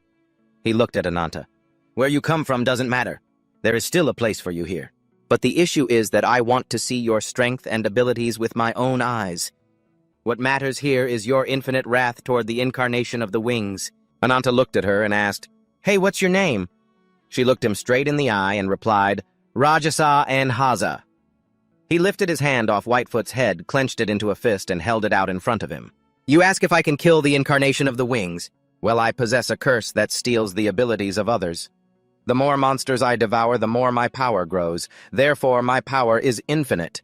If you want an alliance, learn your place, you brats. Rachel Saw didn't get angry at his words. Instead, he laughed excitedly and walked toward him. In the name of the Queen, I declare, Leviton will ally with you, incarnation of vengeance. He turned to order Scan and Mo to bring Nadia here. Elsewhere, Biheron pushed the door open and stood by the carcass of a beast wearing a bizarre, twisted grin. Blood was splattered everywhere, all over his face, his limbs, and his clothes. Juyo, draped in a cloak decorated with wings, laughed deviously. This is just a celebration for our third member. Biheron knelt and bowed. As you command, my lord. Everyone is here, Juyo ordered. Open the door for me. Biheron immediately used his power, causing sharp ice spikes to erupt around them, revealing an incredibly dark place before them. Beasts were growling and acting frantically. Juyo looked down from above at the abyss filled with wailing monsters. His eyes and voice were icy cold.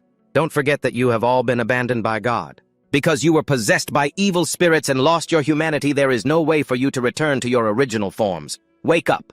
Suddenly he spread glowing wings and shouted, Oh, you lost souls! Those scorned by the world and those trampled by fate, is this death truly a fitting end for your existence? Is this truly the meaning of your existence? He dove straight down, standing in the midst of the monsters. I am not of this world, but I am the one who turns the wreckage of this place into a bridge leading to the land of God. Show me your strength. Whoever remains standing until the end will be granted the grace of the wings. The monsters understood his words. They became deranged and tore each other apart, a truly gruesome sight. Blood splattered everywhere, yet he stood there. Without flinching or showing fear, he let out a twisted laugh. On Rachel Saw's side, Nadia was brought in. She stared wide-eyed at Ananta and Whitefoot, too. Whitefoot held up his hat and smiled brightly at her. Miss Nadia, it's been a while, hasn't it? She looked over at Blackfoot and asked, Who is that? Rachel Saw reassured her, Don't be so tense. I've ordered the other commanders to stand down so you can be at ease. Nadia glanced at Ananta, thinking to herself. He was clearly unstable just a moment ago. Was that just a coincidence? Rachel Saw continued. I just had a chat with that fellow Ananta over there. You two, I declare you are both officially members of Leviton. Ananta frowned, looking annoyed. Since when did I say I was on your side? Bernhardt quickly persuaded him. It's just a temporary alliance. It doesn't matter. We need your strength to catch the incarnation of the wings, and since this is a temporary alliance, you can also make use of our help. Wouldn't that be quite convenient? And as for you, Nadia, if you want the answers, you are forced to cooperate with Leviton from this moment on. The road ahead will not be easy. I only hope you are ready to receive the answer you've always been searching for. Nadia's gaze was firm. I have already expressed my intentions very clearly.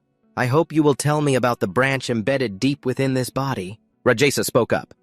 Miss Taylor, it also has another name, a branch of the World Tree. Bernhardt mentioned it in his report. Surely you witnessed it while fighting at cafes. How a brutal creature transforms into a god, right?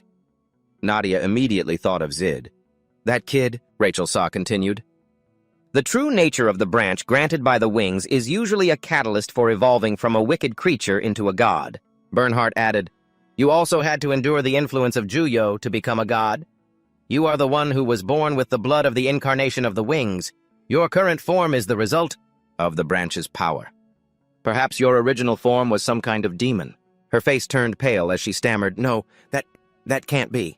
If the incarnation of the wings truly has power equal to the supreme being, why use it on a wicked creature instead of some god? The branch also has the power to turn a god into a wicked creature. Rachel Saw frowned, explaining to Nadia while remembering when she was young.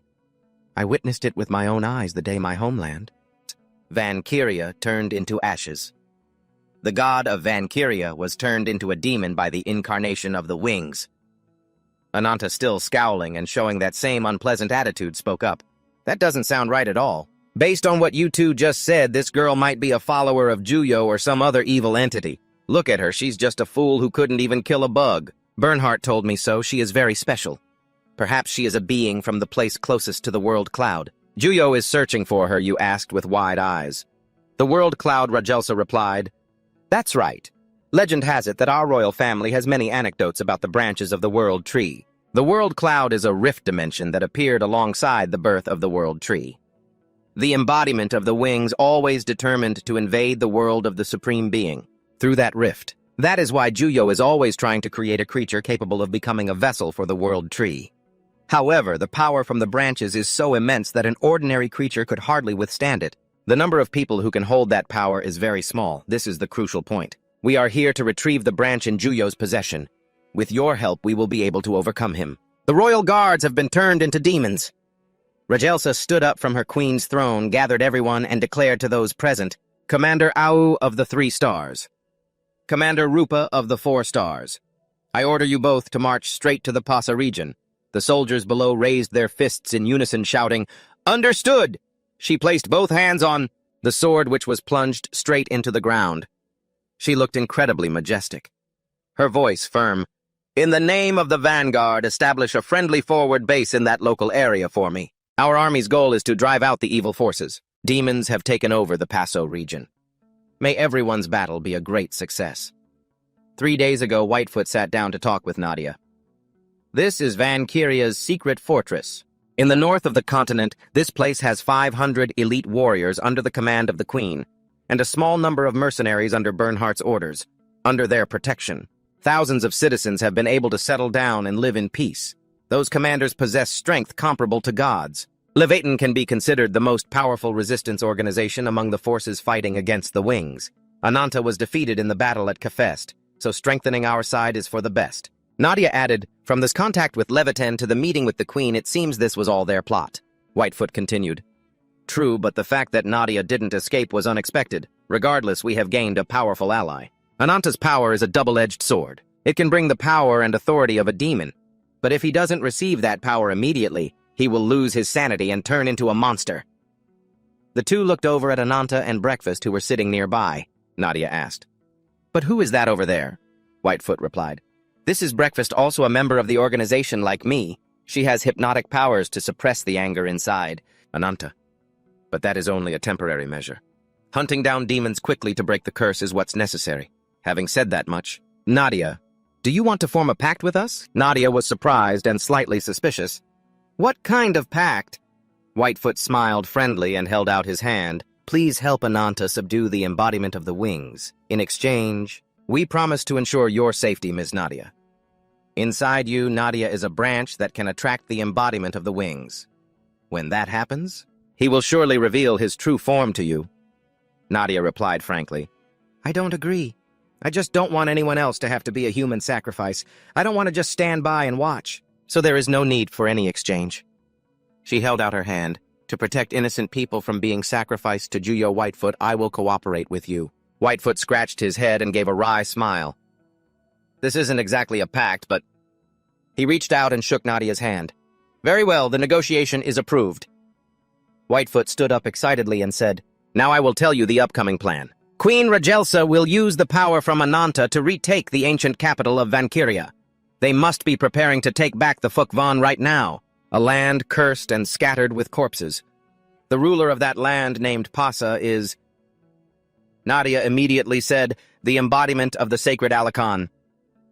Whitefoot replied, that's right, he is a one-horned Pegasus, one of the 6 primeval spirits, and also a minion of the god who protects Valkyra.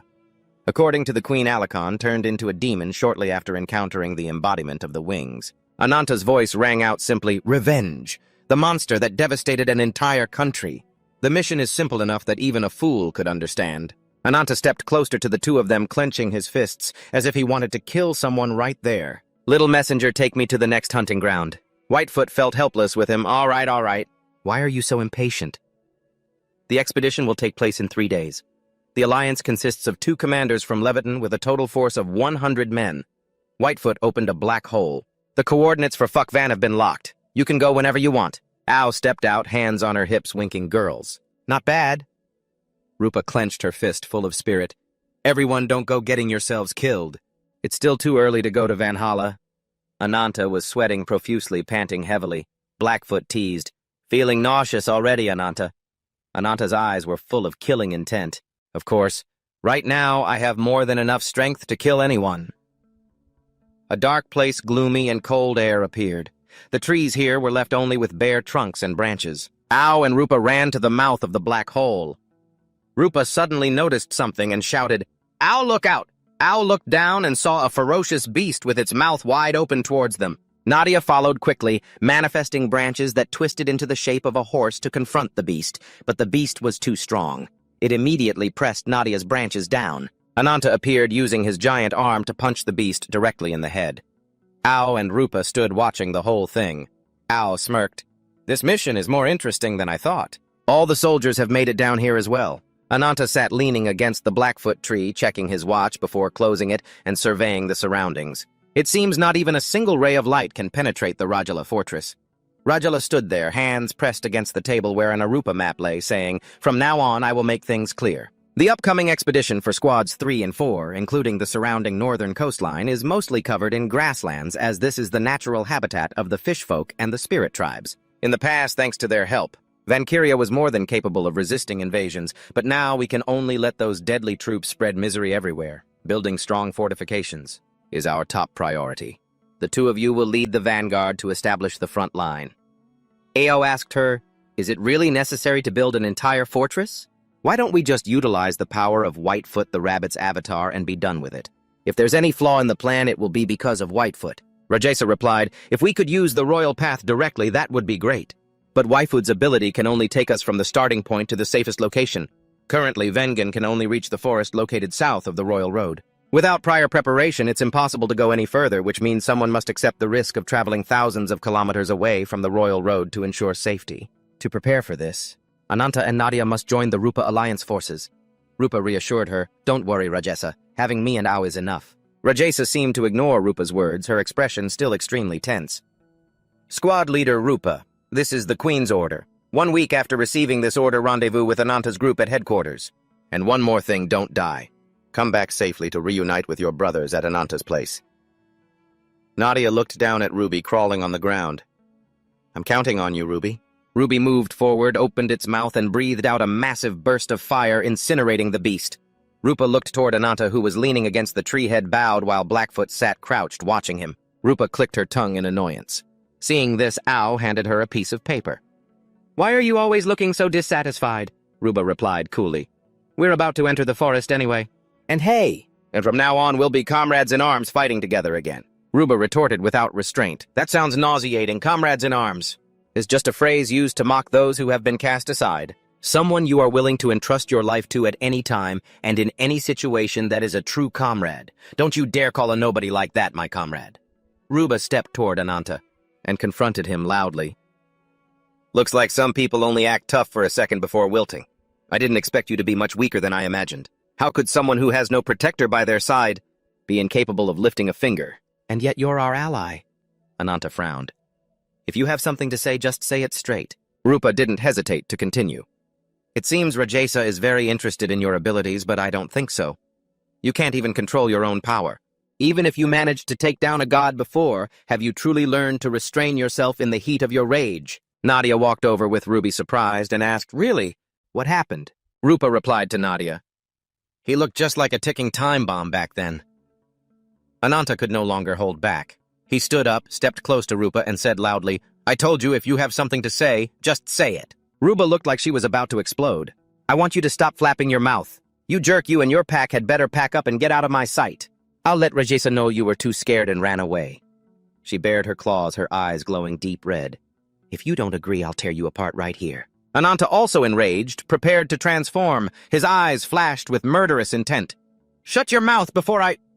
Blackfoot reached out, accompanied by a scent wafting through. That's enough. That's enough. Ruba found herself standing alone, surrounded by the bones of beasts. She even saw Rajela. It turns out Blackfoot had used hypnosis to cloud Rupa's mind. Ananta, you stop it too. Ananta was still furious. She provoked me like that, and you still want me to stop. Blackfoot continued the hypnosis. We've reached this point, and you're still planning to push further. He huffed. Then suddenly his eyes widened, and he pushed Blackfoot aside. A giant serpent with a terrifyingly large mouth lunged toward him and Ruba. The serpent struck its body coiling around the tree. Ao, with a worried expression, screamed, Ruba! Then turned to command the soldiers, Call 10 people over here! Quick chase after them. A swarm of beasts charged toward them. Nadia's branches erupted from the ground, piercing through them.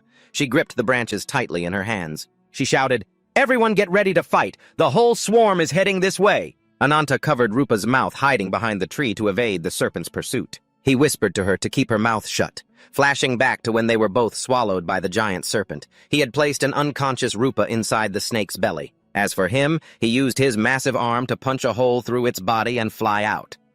The serpent's eyes rolled back in pain, and it roared before collapsing to the ground. He picked Rupa up and laid her down. A moment later, she woke up. He was leaning against a nearby tree and asked, Oh, you're finally awake. You're lucky, he added. She still didn't understand what had happened and snapped at him. What is that attitude of yours? She looked down at her chest and suddenly realized that during the fight her shirt had been torn. Blushing in embarrassment, she covered her chest with her hands. He explained so she would understand. Did you forget you were swallowed by that snake, and right now we're trying to find a way out? Her expression softened and her gaze wavered. This guy, did he really protect me? Ananta raised his hand, looking at it thoughtfully. Regenerating energy is too slow. It's going to take a while before I can move properly again. He said to her, It's a bit polluted here, isn't it? Well, it makes sense. We're close to the digestive acid. Rupa stood up, frantic. We've already been swallowed, and you're still acting so calm. How much time has passed, my teammates? Ananta's gaze flicked behind him. Suddenly, he pulled Rupa down to sit right next to him.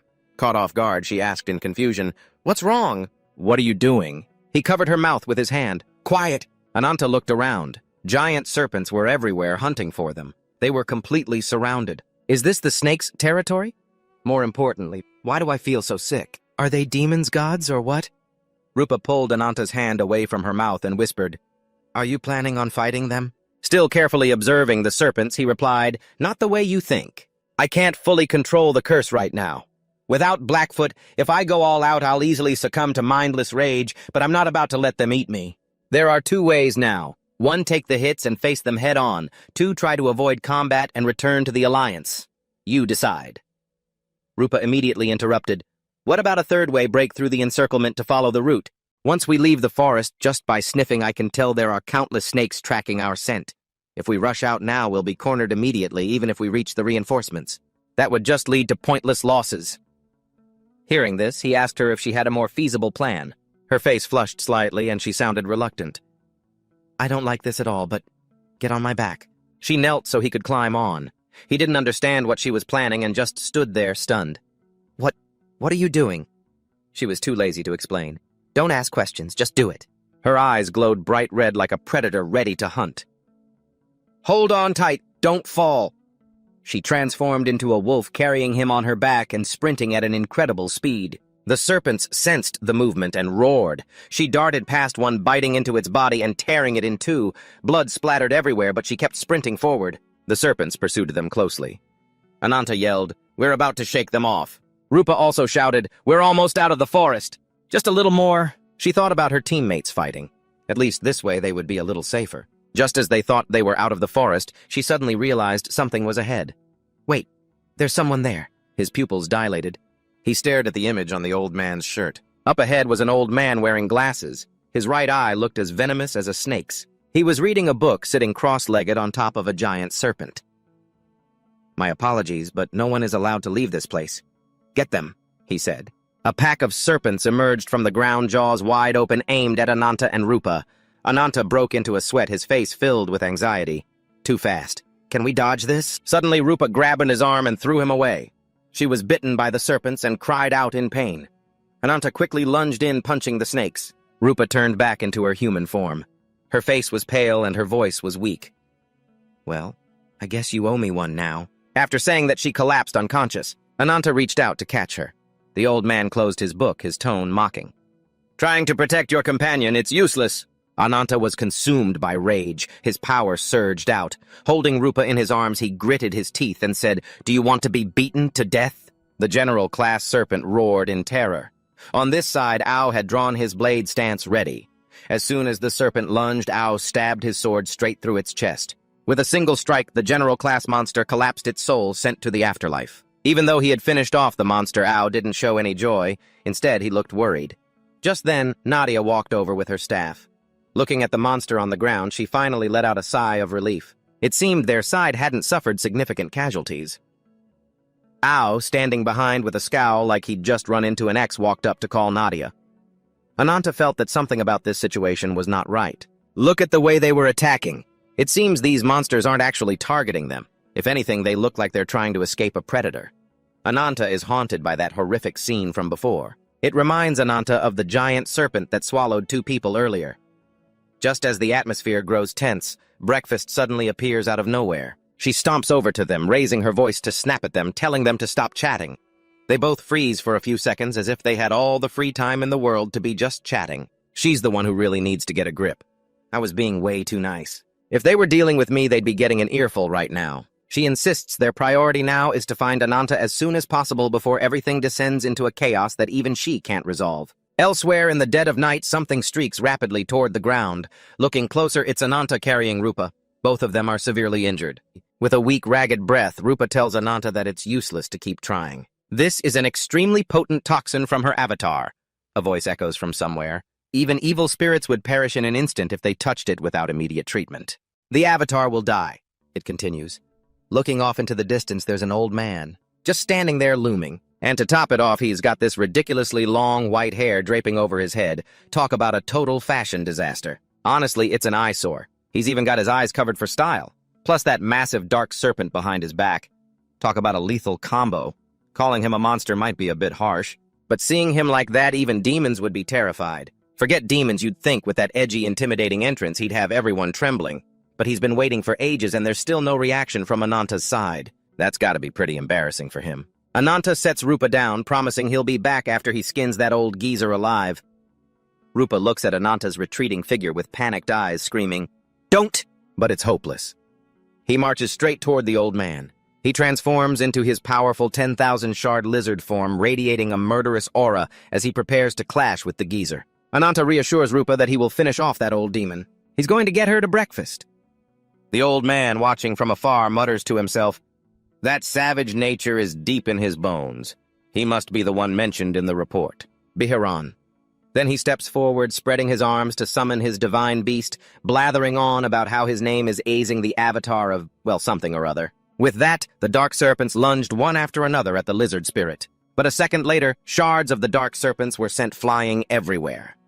All that remained was the lizard's sheer rage. The silver-haired old man just stood there calmly watching its every move. Just as it went for an attack, the old man's true serpent form revealed itself, but the lizard was way too fast. It managed to wound a part of the serpent's tail. It seized the chance to charge at him, thinking it could take him down. But it clearly hasn't heard that the older the ginger, the spicier it gets. Even I could spot a flaw in the old man's tactics. Meanwhile, Ananta, the so-called Super Vav IP Pro Lizard, got trapped in the old man's web.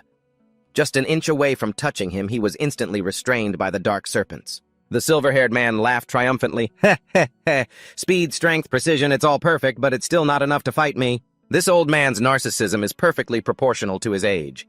I've seen plenty of good-looking people who are full of themselves. But a guy with a head of white hair acting like that? That's a first for me." Rupa tries to crawl toward the ongoing battle. She only makes it a few steps before a figure blocks her path. It's Lagerta. Rupa asks, "Why risk your life fighting for someone else?" Lagerta smiles and replies, "Teammates are people we can trust and entrust our lives to at any moment. Besides, if it were Rupa, I'd be ready to trade my life for yours, too." Hearing that, Rupa feels a pang of heartache. She blames herself for being so useless and begs Lagerta to promise to come back safe and sound. But in this situation, Lagerta can't exactly grant Rupa's wish. "I'm afraid I can't keep that promise to you this time, Rupa." As the battle unfolds, Ising raises his hand to strike, but in an instant his arm is gone. He stares in shock. His claw was simply severed and fell to the ground, next to that ferocious wolf. It's burning with battle fire right now. Meanwhile, the blue dragon over there is still lost, not understanding what's happening. It couldn't see a thing what is actually going on. But that doesn't matter anymore. The only thing that matters is the battle right in front of them. It's too late. It's already too late. A dark shadow lunges, using evil blood to tear at it from every angle. Its body is nothing but wounds and blood splattered everywhere. That wolf puffs its chest out, acting arrogant. That's the privilege of the strong that the losers can't achieve.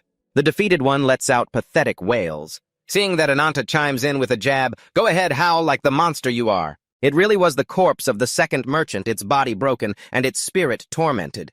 That Asen tried to roar, but the result was nothing more than a pathetic meow. A valiant effort, but ultimately futile.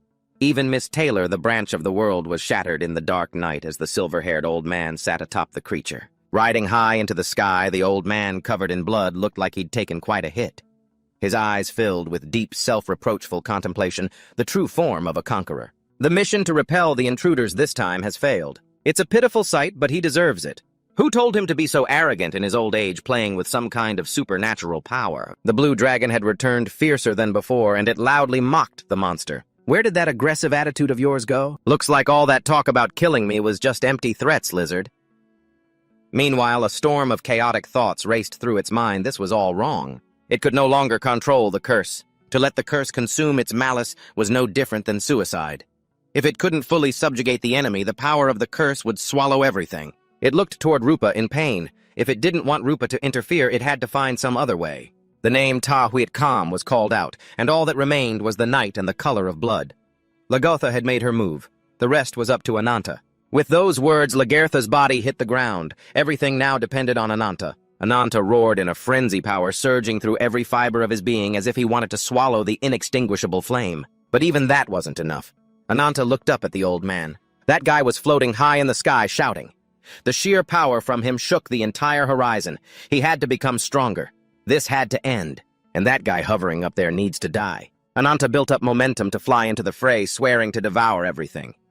Below, Rupa lay motionless, exhausted, while high above his eyes remained fixed on that old man. Ananta's eyes were filled with hatred. He remembered Lagertha's words, "The rest is up to you." That only fueled the fire burning within him.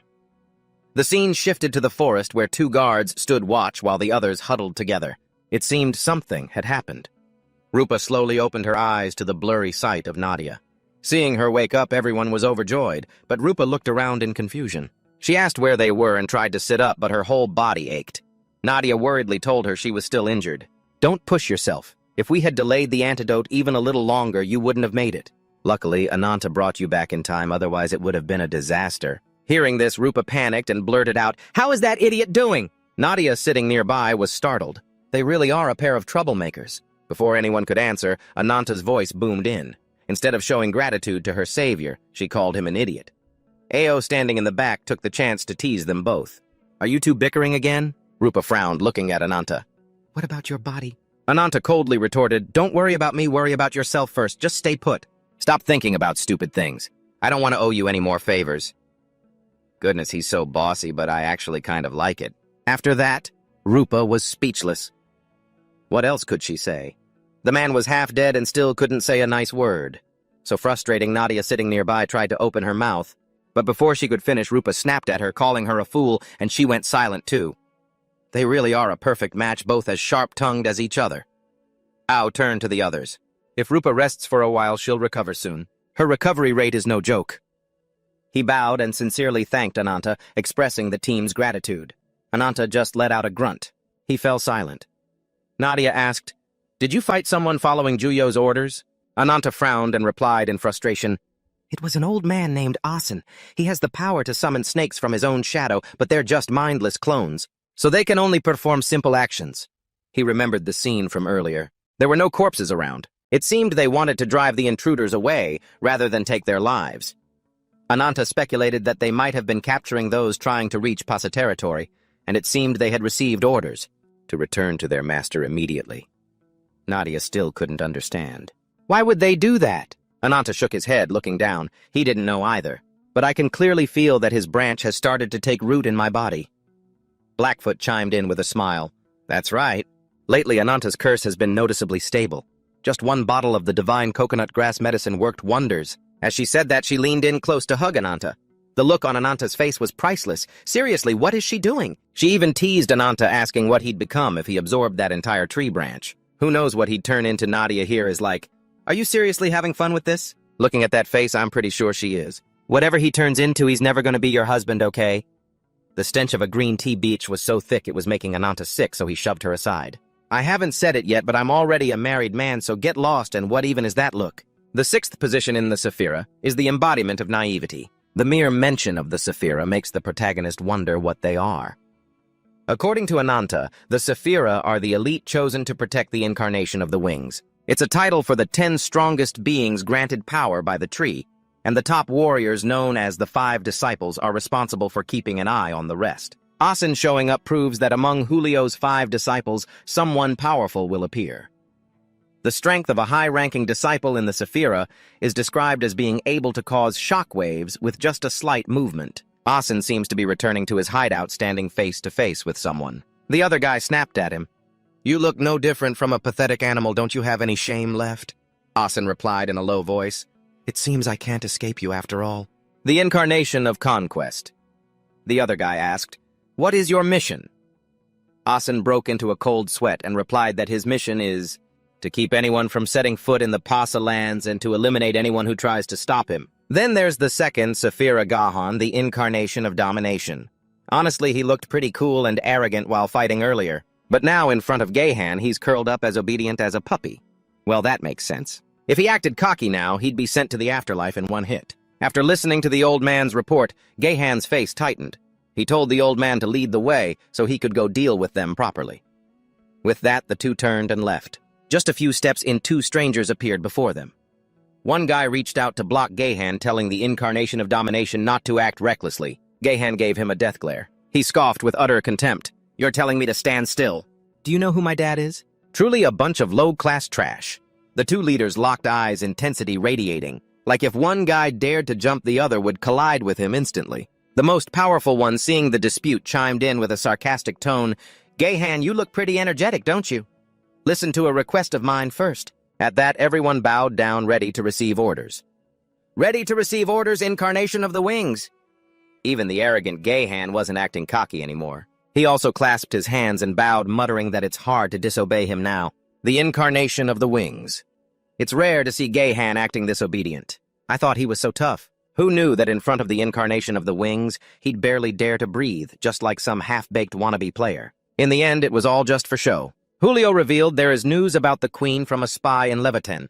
They are organizing an expeditionary force toward the Pasa lands. Gahan started mumbling, doubting his life. Is that truly her goal? Julio isn't sure either. He guesses she wants to follow the old trails he left behind. He even started channeling his inner life coach, adding some profound wisdom, a futile effort to exploit that flawed creation from the tree to seize the other branches. Asen bowed and pleaded, Please, Lord Julio, give this mission to me. I will personally wipe out those pathetic humans. This is the first time I've seen someone so eager to be a slave to capitalism unconditionally. The other guy frowned and asked Asen if he remembered Bangyak. He looked confused and asked, You mean the one who was in the 10th position of the origin? Exactly. That's him. A human cursed by the black dragon Ajihaka, and the one who defeated Bangyak is currently in Levitan. He's a formidable character who once faced him and the incarnation of the wings, yet managed to survive. Appearing beside the incarnation of conquest now to issue a warning that's actually pretty smart. Gahan asked for the guy's name out of curiosity. But that curious face looks a bit twisted. Looks like he's about to pull the domineering CEO script. This guy is interesting. The answer didn't miss a beat, Ananta. Asen's heart was full of hidden concerns. Speaking of Gahan, he is the incarnation of domination and the strongest spear, while Biharon is the firmest shield.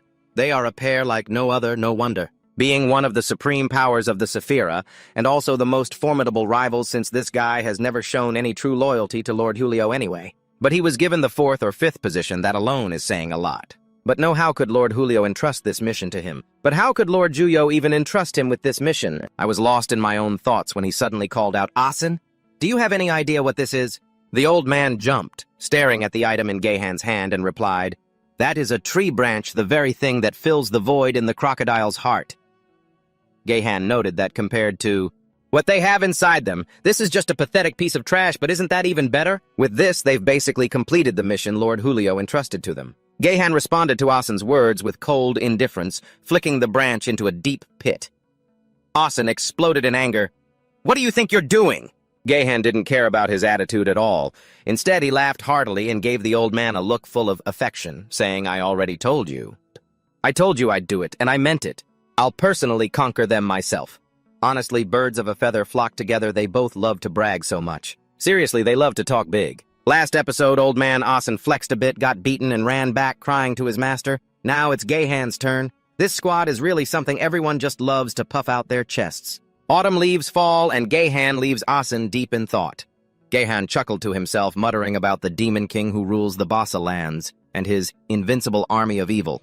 Care to guess how it's going to end? Asen is now absolutely terrified by this reckless young man who clearly has more guts than brains. He's so scared he's practically wetting himself, stuttering and unable to get a single clear sentence out. Meanwhile, Gahan is holding something, staring at it thoughtfully. It hasn't even been that long, and he's already got a new toy to play with. The strongest spear and the incarnation of the wings, huh? If he can survive a fight against them, that would truly be something to see. The cold-hearted CEO, Gahan, makes up his mind. He will definitely prepare an arena worthy of Ananta. Not that our protagonist can hear him, of course, but Gahan's heart is set on him, whispering, "You better get here soon, okay?" A week passes. Everyone is standing in front of their new base. The preparations are finally complete. Lagerta and her guards step out from inside. Roth cheerily welcomes Lagerta, saying he thought he'd be waiting until he died. Lagerta happily approaches the group. "It's so good to see the vanguard is still safe and sound. And Ananta, Nadia, you two did well too." But it seems neither of them is very happy. Then Lagerta turns around and asks Skane and Mo, "I assume there's no one else left behind, right?" Mo looks up and replies that all 50 of the Queen's royal guards and the defense force are present and accounted for. Ananta speaks up, "Lagerta, how does it feel, stepping onto your homeland? A land that has been so thoroughly devastated, how does that make you feel?" Lagerta's smile vanishes. She silently turns and looks out into the distance. "Honestly, Ananta, you really should have just kept your mouth shut. You just had to open your trap and kill the mood." Lagerta was just about to speak from the heart when Blackfoot interrupted. "According to the report sent earlier, you must already be aware of the situation. A week ago, a beam of light appeared from the direction of the royal capital.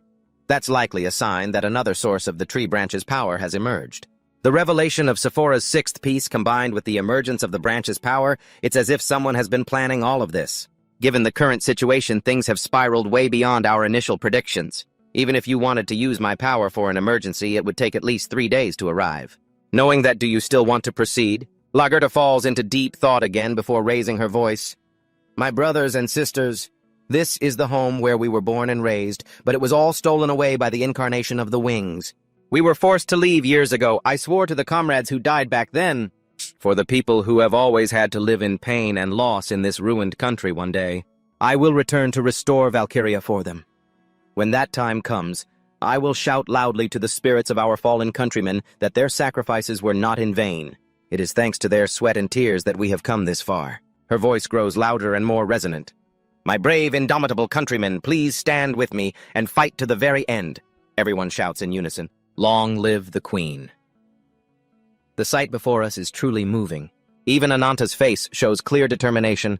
The order is given, "All troops advance to the capital. Let's charge." The expedition's route begins following the map they shared earlier, exactly as the plan was laid out. Night falls. At the campsite, Blackfoot is chatting with Whitefoot.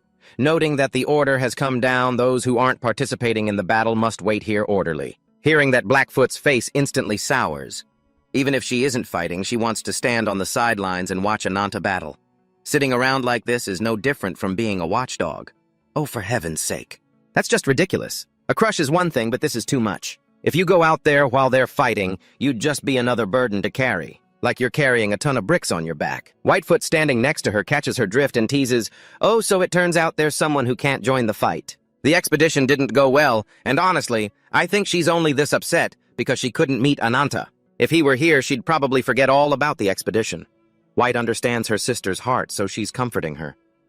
Ananta's rage levels have stabilized a bit now anyway.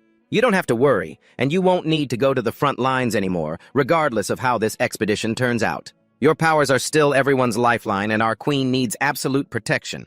Or rather, it's not just protection, it's surveillance. Look at how they protect us.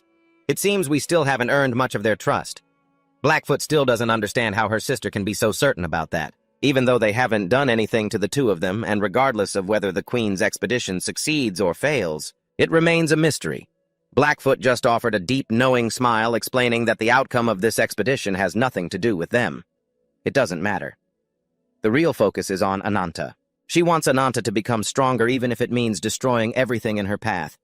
What a calculating girl. Looking at her, no one would think her mind could be that toxic. Truly, the more beautiful a woman is, the more dangerous she can be. From a distance of 1 meter, an arrow was flying at the speed of light toward the black serpent. Boom! The arrow pierced its head, and it let out a pained shriek. Then Mo and her team took turns clearing out those ruthless black serpents. But they just kept appearing in greater numbers, all heading toward their army. Lagertha screamed, commanding everyone to keep pushing forward. The enemy is concentrating their attack on the right flank. All troops gather and form a giant shield wall to hold those serpents back. Ananta saw that the situation was becoming critical, so she called out, "Ruby, wipe them all out!" Receiving the order, the little lizard jumped in front of the shield wall, opened its mouth, and unleashed a torrent of scorching fire, as if to incinerate everything. Ananta watched the situation from behind, and for a moment, she thought that perhaps she didn't necessarily need to get involved. On Nadia's side, she was also fighting fiercely. Any black serpent that lunged at her was skewered by her and the tree roots. Successfully leading the army to break through the enemy's encirclement, this was a desperate gamble. One small slip-up and the entire feta would be wiped out. Looking at the female generals fighting, Ananta wondered if they were truly capable of holding their own. Even for men, this battle formation would be extremely difficult. And these are women embodiments of naivety according to intelligence. They're facing an army that has trained countless times. There is no way they can win. But our troops have reached the very borders of Pasa's heart. So why haven't the Alicon army or the evil creatures appeared yet? Suddenly Mo shouted, making Lagertha jump. She reported that they were about to reach the V-Grid surveillance tower. Greeting Lagertha's army was none other than the old man Asen. He wore a savage grin as he looked down. "Welcome you who dare to reject the incarnation of the wings. Let me watch and see how miserable your ending will be." With that, he caught Sky's ambush arrow in a flash. But Sky didn't think he would continue the assassination now. It wasn't the time to discuss the ending yet. The old man's face hardened, showing clear determination. "Very soon, you will witness the wrath of an old man," saying that he summoned his true form, and it was carrying something with it. It looked absolutely terrifying. Even Lagertha turned pale when she saw it. Sensing the danger, she quickly ordered everyone to hold their defensive formation. Immediately after, Asen dropped that thing into the middle of Lagertha's army. Once it hit the ground, the slime began to wiggle and rise, forming barbaric alicons, and their mouths wouldn't stop mumbling something. And it wasn't even human language. How on earth is anyone supposed to understand that? Lagertha panicked and quickly ordered a retreat to save lives. That alicon was gradually morphing into the slime, quickly overtaking Lagertha's troops. On this side, they were struggling to fight, warning everyone not to touch them. That slime was churning and rolling together. The first horn formed, piercing the sky. Stacked on top were horrific devil eyes, followed by a head that could only be described as hideously ugly, with 4 layers of jagged, protruding teeth. No matter how you look at it, you just can't appreciate that kind of beauty. Plus, it had a long, slimy tongue as a bonus. The lower half of its body was also starting to take shape, spraying slime everywhere toward Lagertha's army. Above, Asen told himself, "This old man will no longer underestimate you." Then he ordered the Alicon to attack, show them what true overwhelming power is. As soon as he finished, it lunged like a moth to a flame. Right away, it clashed with Little Ruby, plus a physical combo from Arupa's Rage Serpent also rushing in with a dark blade. Facing the barrage of attacks, the Alicon and Asen struggled a bit. Then El joined in. "Don't worry, Alicon, in the name of our allies, I will finish you myself." Ananta shouted with fury, her eyes glowing red as if she wanted to swallow the Alicon standing before her. But the Alicon wasn't easy to defeat. It raised its head high. It thrust its long, twisted horn toward the sky, creating a mysterious, dark circle. Every step they took felt like tremors, making the surrounding air become tense to the extreme. Then it threw what it had just created toward Ananta, and in an instant, Ananta's silhouette was gradually swallowed by it. Rupa watched the scene unfolding before her and couldn't help but scream Ananta's name. A few seconds later, Ananta's shadow touched the ground and syrup sprayed everywhere. This time, Rupa couldn't hold back anymore. She spun around as a natural reflex, still hurling insults at him, calling him a cruel monster, her demeanor more vicious than ever before. It was as if she wanted to take revenge for all the pain that Ananta had caused, suddenly from that Alicon creature. A dark, tentacle-like shapes began to emerge, moving with fluid, twisted agility, dancing around with rows of razor-sharp teeth. This being was absolutely grotesque. It was so terrifying that even demons would be jealous of its horror. All those tentacles turned toward Rupa, forcing her to stop in her tracks with a sense of dread. Before she could even let out a scream, Ao suddenly flew in from behind with immense power, fiercely jumping into the fight and continuing to show off his agile combat skills. He drove the tentacles back, forcing them into a defensive position. Seeing the situation, Rupa gathered her momentum and lunged forward, her eyes no longer showing a trace of humanity. Her mouth didn't stop screaming vicious commands at them, ordering them to die. From out of nowhere, a strange blue object appeared. It suddenly flew toward where they were clashing. Luckily, Ao spotted it in time and blocked it, but the force of the object was so immense that both were sent flying and crashed to the ground. Seemingly injured, the impact made the air feel heavier and more tense than ever. Asen, that vile old man, stood high atop the tower. He spat curses at Lagertha's group. "You wretches who stole my right arm," he roared. "I will personally crush you into pieces." With that, the eyes of the familiar on his shoulder began to glow, and he opened his mouth to release those blue objects toward Lagertha's group fighting below the hill. Chaos spread. A sense of fear and tension filled the air as the objects rained down like a merciless attack. Ao watched the scene unfolding before him. Sweat poured down his forehead as he realized that everything had become much more complicated. And before he could regain his composure, the blue object struck his position again. Luckily, Rupa reacted quickly, saving Ao from danger just in time and bringing him to safety, while the two of them were under the barrage of the old man's familiar. Asen was hit by an arrow shot by Scan, forcing it to dodge, but it couldn't avoid having its wing pierced by her arrow. Old Asen couldn't believe his eyes when he saw this. Scan continued to summon her power, speaking to the spirit of the wind. "Free and unrestrained, grant me the power of the wind to tear those enemies apart." A young girl with the demeanor of a heroic warrior. She drew her bow, aiming at old Asen with a majestic presence, inspiring the spirits of the warriors nearby. She directed teams 3 and 4 to go and support the commanders while the entire army launched a fierce assault.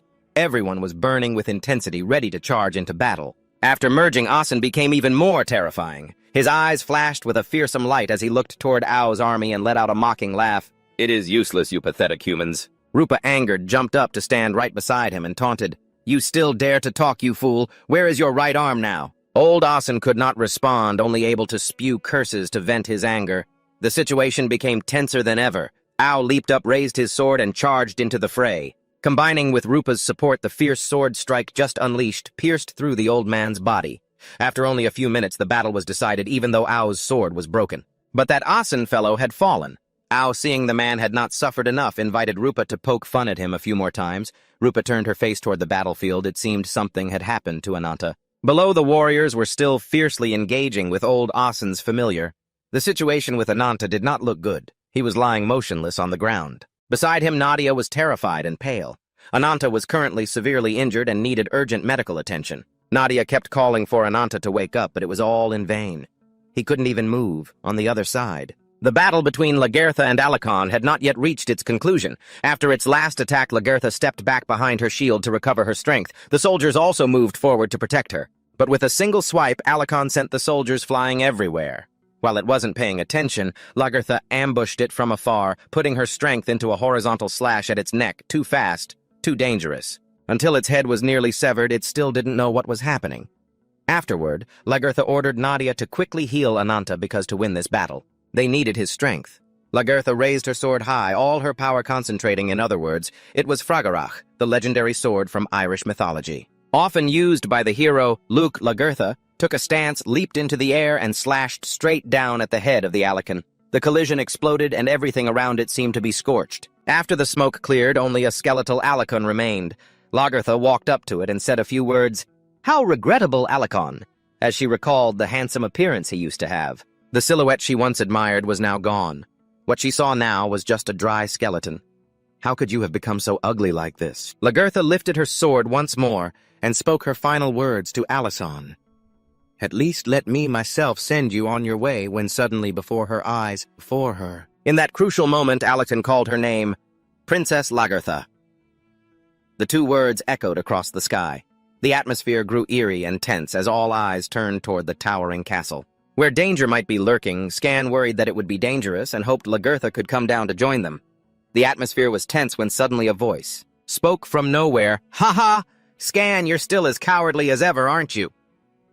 The two turned around and were startled. It was the silhouette of the Alicon from before. He spoke up, asking, "Why are you climbing to such a dangerous place like that?" Lagertha proudly replied, "You are worrying for nothing, Alicon, because I am already a person above all others. Why would I fear heights anymore?" This scene looked so familiar. It had appeared once before. Back then, the two of them were still carefree children. While playing, she had climbed to a high place like that, and Alicon had always been by her side to protect her.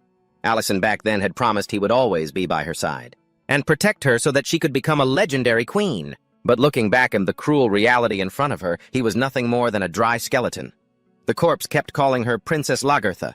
In an instant, the sword in Lagertha's hand lowered. Her heart softened. It seemed the shadow of the past was so great that she could never forget it. Alicon's consciousness suddenly seemed to awaken. He lifted his two hands and asked himself, "Is this my current form?" Even he did not recognize himself. Lagertha, in a moment of weakness, thought, "Has Alicon regained his consciousness? He can still recognize me." While his mind was gradually recovering, a voice kept echoing in Alicon's head, "Wake up!" The scene of death appeared again. This was the massacre created by Julio before, back when he invaded this place. Anyone who stood in their way was sent to the afterlife without a shred of mercy. At that point, Alison was completely exhausted after such a brutal, relentless battle. What's more, Juyo had taken something from him, something he considered his second life. Everything turned into chaos. Lagertha and her warriors fought a battle to the death, but it was all in vain. Juyo successfully seized their territory. Suddenly, Alicon's body stirred. Lagertha let her guard down for a split second, and just like that, Alicon merged with the demon controlled by Juyo. It seized control of his consciousness. Tentacles sprouted, attacking everyone nearby. Even Nadia and Lagertha were ensnared. It was like a man-eating monster. Even little Ruby looked terrified. Its target slowly shifted toward Ruby. The little lizard, sensing the danger, braced itself for an attack. Nadia and Lagertha had been knocked to the ground. Nadia, worried, urged Lagertha, "Your Majesty, if this continues, the casualties will just keep mounting." She urged Lagertha to retreat quickly and tend to the wounded, but Nadia wasn't getting through. Lagertha roared that the battle must go on. It must continue. She just lost control for a moment back there. As for Alison, he had reached his limit. Lagertha stood tall, raised her sword, and signaled to Nadia that it was time to join forces. "Deal him a fatal blow!" she shouted to the others to clear the way. At that moment, Ananta emerged wreathed in flames. He warned that Alison, "If you don't want to be reduced to ashes, get out of the way." Lagertha stared at Ananta, stunned. He now possessed the fire spirit with protection abilities like those of a fairy. Ananta took step after step toward Alicon.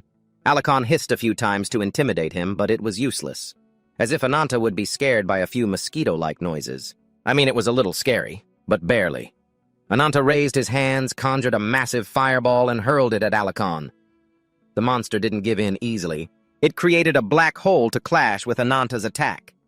The two orbs collided, creating a massive explosion, and then the two beasts lunged at each other like moths to a flame. Ananta started things off with a legendary kick. He mocked Alicon. Even though they were both victims of that winged bastard Juyo, Alicon was just a coward hiding in fear. Ananta cursed him while landing crushing blows, telling him to stop clinging to this life. Just accept your fate. Meanwhile, Alicon had nothing left in him. He muttered Ananta's words to himself. Why cling to life? What was it all for? He didn't even understand what he was doing himself. Nadia, meanwhile, Betty was using her power to bind Alicon's body.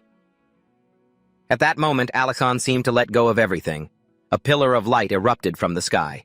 A shockwave of power radiated from it. It was Lagertha summoning the light. She raised her sword high and recited the oath, "In the name of Queen Lagertha and Henza of Vancaria, rest in peace, my friend." With that, the light struck Alicon directly. The brilliant glow descended, taking his soul, and everything vanished into nothingness. He remembered the past, seeing that beautiful light before. It was when he was with Elle, watching the sunset. He had sworn to himself he would always be by Elle's side. But that was just his past full of love, because in reality life didn't miss a chance to beat him down. Alicon's silhouette faded away. Lagerta stood stunned, filled with regret, but oh well. If he was a good man, he wouldn't have died. It's not that he was heartless. It's just that Juyo was too cruel. In those final moments, Lagerta couldn't hold back her tears. Ananta finally snapped back to reality, not understanding what had just happened. What was that burst of power just now? It was like Ruby had done something. Lagerta stood there, unable to suppress her sorrow, collapsing to her knees. It was to be expected. After all, he was her childhood sweetheart, the one who was once ready to lay down his life for her. Nadia stepped forward, urging Lagerta not to grieve, but it meant nothing. Lagerta felt that mourning the dead was the right thing to do. It wasn't hard to do, but Nadia disagreed, because behind her were soldiers still fighting. One wrong step would cost them all their lives. Let's keep fighting so their deaths aren't in vain. A roar echoed across the space. It was Ruba punishing that wicked old man, Asin. Her roar carried the resentment of the soldiers fighting and falling because of him and all the innocent people who had perished. So he shouldn't expect to die a peaceful death. Even after all that bastard Asin was still acting arrogant, it was truly hateful. That look on his face only provoked Ruba's anger even more. Honestly, she was still remarkably calm. If it were me, that old man would have been turned to dust a long time ago. The old man looked at Rupa with a sinister grin, claiming a trap had been set and was just waiting for her. No sooner had he finished speaking than a beam of light shone down from above. Stepping out from within was Gahang. A rapid report came in. Enemies were approaching from the Royal Road. All eyes instantly turned to him. In the heat of the moment, something came flying at the speed of light, piercing clean through the tower. Then a fist stopped right in front of Gahang. Yes, it was none other than our server's top player, Ananta. He gently placed his steel-like fist against Gahang's cheek, a gentle touch. It was almost enough to shatter the guy's jaw. Ananta remembered the intel earlier mentioning that Julio had a particularly loyal subordinate. High up in the ranks, nobody could have predicted what was happening. Sephiros were the elite carefully handpicked to protect the embodiment of the wings. That title was reserved for the 10 strongest gifted with power from the World Tree. The top warriors were considered his 5 great disciples, and each position was deeply interconnected. Constantly monitoring each other, Asin's sudden appearance suggested that one of Julio's 5 subordinates might be similar. So the strength of that Gahang guy must be on par with Asin. As for Gahang, after recovering from that fated punch, he put on a haughty voice, still acting cocky and challenging Ananta, threatening to crush him. Talk about nerve. It isn't over till it's over. We don't know who's going to end up in the dust by sunset. We're here to fight, not to talk trash, so pipe down, Ananta thought. Having waited for the bring it on, he lunged forward, letting out a war cry to boost his morale before they collided for the first time. Truly, both were left stunned. Judging by Ananta's eyes, Gahang wasn't a pushover. He even seemed to have extraordinary regenerative abilities. Gahang pulled back his hand, unleashing a mountain piercer on Ananta, followed by a great mountain crusher. But he was dead wrong. It wasn't going to be that easy. Come and get some. Ananta called Ruby from behind. The combo was absolutely legendary. Even from here, you could still feel the heat radiating from him. Strong as he was, he had to follow the proper sequence. First, he opened his mouth and let out a roar to play some psychological games. You might think it's a joke, but this trick worked. Young Gahang was left frozen solid, staring at Ananta. Lagatha also watched Ananta without blinking. His current state was almost surpassing that of a god. Ananta unleashed a torrent of flames at Gahang, leaving him completely paralyzed.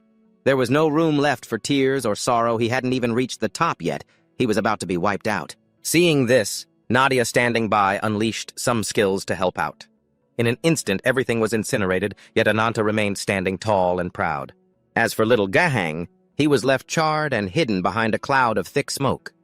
He roared like a madman, even going so far as to admit that Ananta was a formidable opponent. Seriously, I tip my hat to him. He's about to be deleted, and he's still acting like that. He's delusional enough to think he's on equal footing.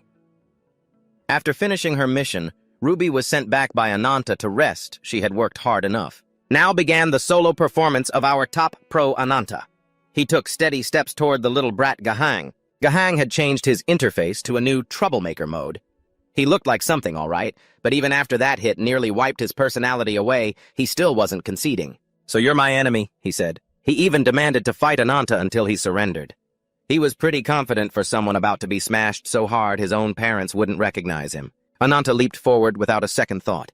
This playground was his. All he had to do was take down the enemy in front of him. The face-off literally began. It started with a spectacular collision followed by a face-slapping session, but just like how a certain number 7 deals with a side chick. Ananta was slightly on the back foot and retreated, his eyes suddenly lighting up. Turns out he realized Gahang was using Mountain Piercer combined with Spirit Flow.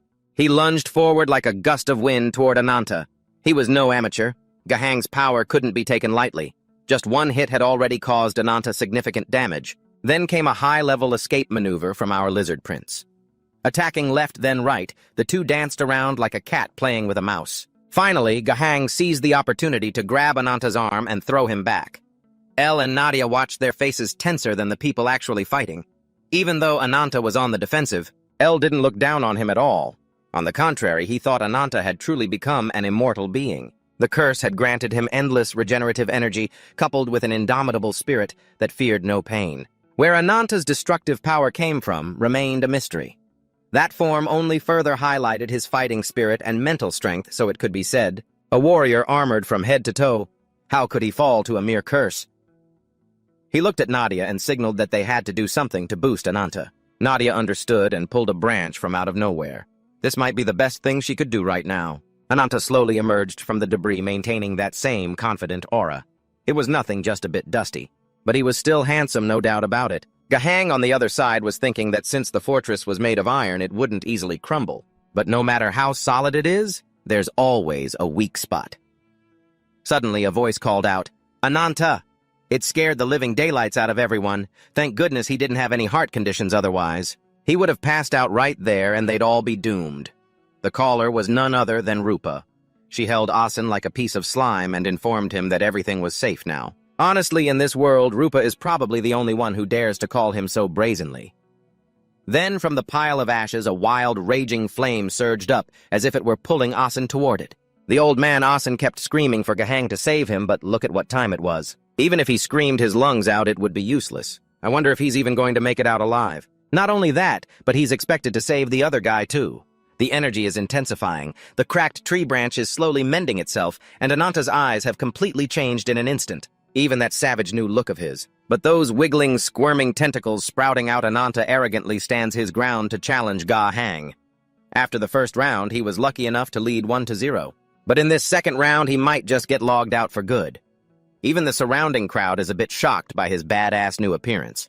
It seems the power radiating from Ananta is the power of a predator. The Pangolin guy looks at Ananta with slight surprise, though it's nothing major, and doesn't forget to flash a mocking smile. Because Ananta has absorbed Asen's power, he uses that same old mountain-piercing move to tumble around with Ananta. In the heat of the moment, Ananta uses his tentacles to block Gahang's attack. First he blocks, then he uses his remaining tentacles to move Rupa's group to safety, signaling everyone to evacuate to a more secure spot. Gahang is closing in more and more. Next is the second clash between the two young rivals. Gahang uses his steel-like body, aiming to land a punch on Ananta from above, but Ananta sees right through his intention. He quickly fuses those feelers which shoot up and wrap around the pangolin's limbs. "What are you going to do now that you're tied up?" a voice echoes in his mind. "Why are you letting yourself get distracted? In a fight, never take your eyes off your opponent, not even for a second." The words echo in his mind, making Gahang feel suffocated. Realizing his opponent is distracted, Ananta lunges straight at him. Gahang tries to react, but it's too little too late. As a result, he takes a direct hit from our guy. In that moment, memories from before come flooding back. It was a beautiful day with blue skies and golden sunshine. The pangolin was out for a stroll when he bumped into a wild boar. He devoured the boar right then and there, arrogantly mocking it for being weak, wondering where he could find a real challenge. A true worthy opponent, that is. Talk about being incredibly arrogant. No sooner had he finished speaking than he met a huge guy. Usually, loudmouthed giants only have a tough exterior and a big mouth. Just all talk and no action. And indeed, as expected, after demanding an explanation and showing off for a bit, the battle began. At first, when testing that guy's strength, our pangolin held back, so he got pushed back. The other guy saw that and thought he had our boy figured out. But oh no, he was still way too wet behind the ears. Out of the swirling mist, the pangolin slowly emerged. The two exchanged friendly glares before the guy revealed his true form, a giant crocodile. Being larger than the pangolin, he relied on his size to threaten him. 3 days later, under Juyo's watchful eye, Gahang took the guy down. That crocodile was bragging so loudly at first, well, his mouth is certainly big now, but only because it was swollen from being beaten. It lay motionless on the ground with Ga Hang standing next to it. Even Juyo was a bit surprised by the scene. Even he didn't expect to see what was unfolding before his eyes. He was slightly taken aback because this was the first time someone had taken a tree branch from one of his subordinates, without a single scratch on them. Ga Hang turned and asked if he was the Wings. Juyo confirmed his identity and asked for his name in return. Once the name Ga Hang was spoken, he officially became the one chosen by the heavens. While no one was paying attention, the crocodile woke up.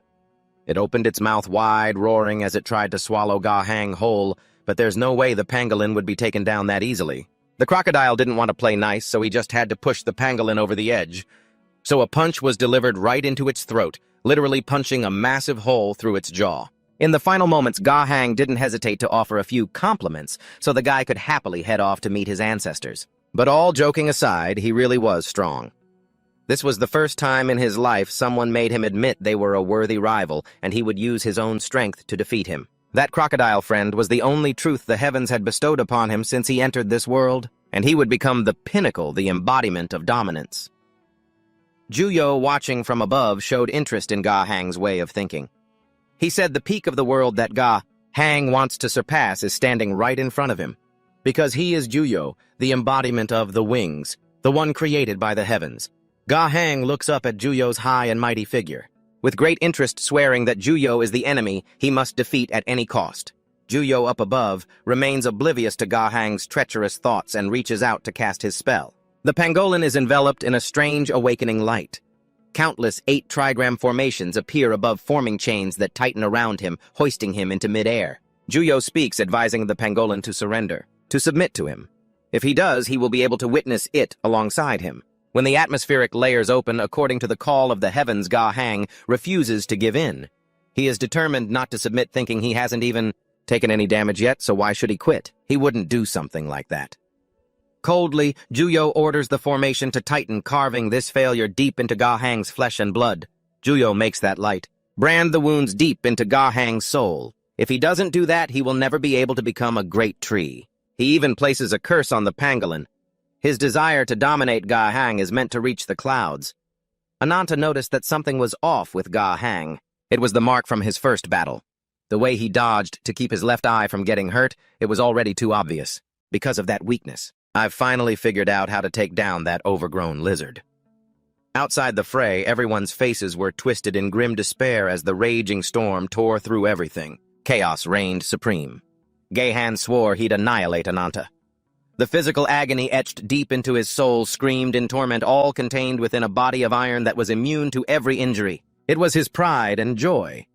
Ananta recognized it instantly, the raw power from his own tree branch, the very ability he'd always felt insecure about. "Once I use this to kill you, I'll finish off those wings of yours for good," Gahan sneered, mocking Ananta for even daring to challenge him. "So you think those wings of yours are that mighty, huh?" Suddenly, Gahan's interface upgraded to a VIP Pro God-tier mode, and he taunted, "Come at me, Ananta! This is your one and only chance to test your strength against the pinnacle of this world." Ananta, still in his short-stack form, shot back a snarky comment to his buddy, the lizard.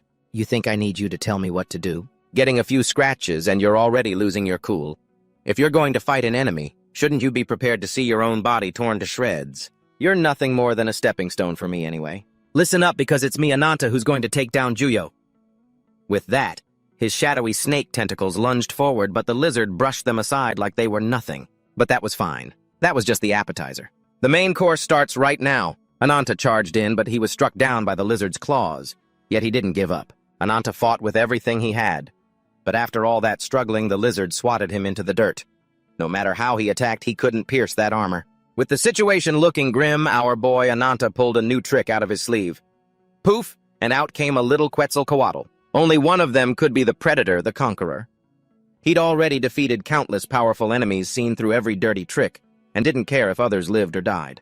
And as for you, you consume and hunt your enemies with your own power.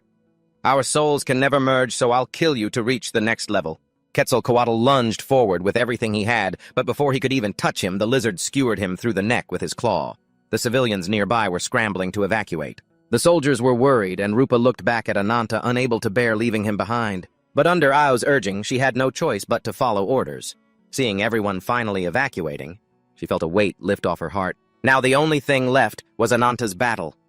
Nadia was chanting, fully focused. She could feel the branch embedded in her own body resonating with the branch that Alicon had.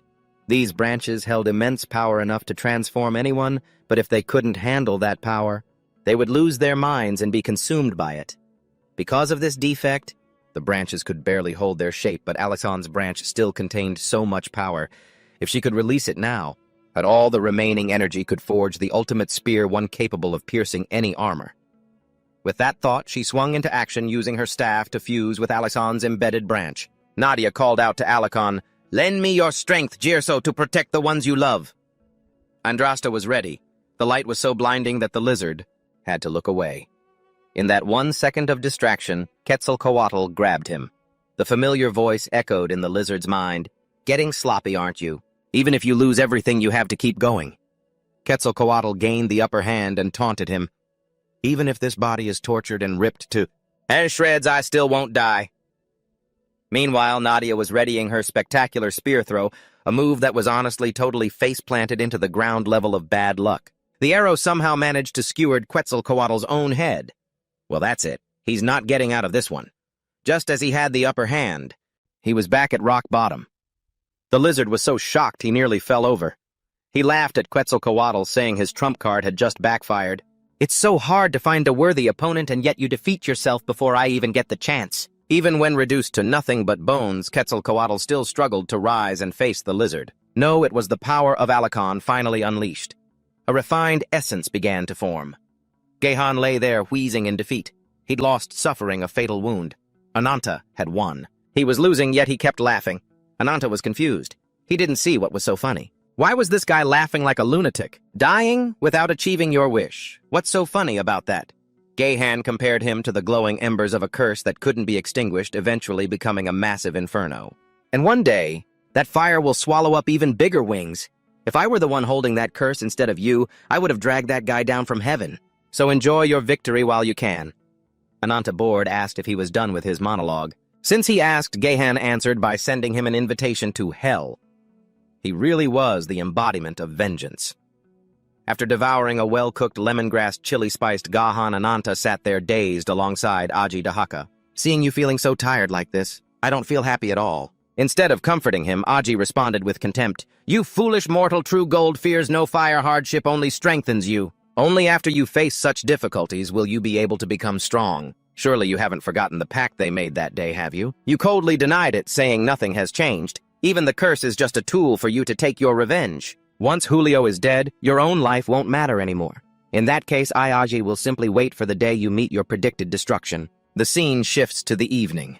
As soon as you opened your eyes, you encountered someone whose face you couldn't clearly see. Who on earth is this?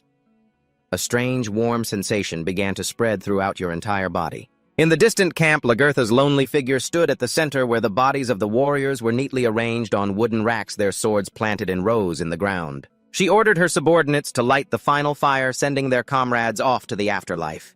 Amidst the blazing heat that lit up the night, everyone felt a cold, lingering sense of sorrow. Ruba couldn't hold back her tears and sobbed.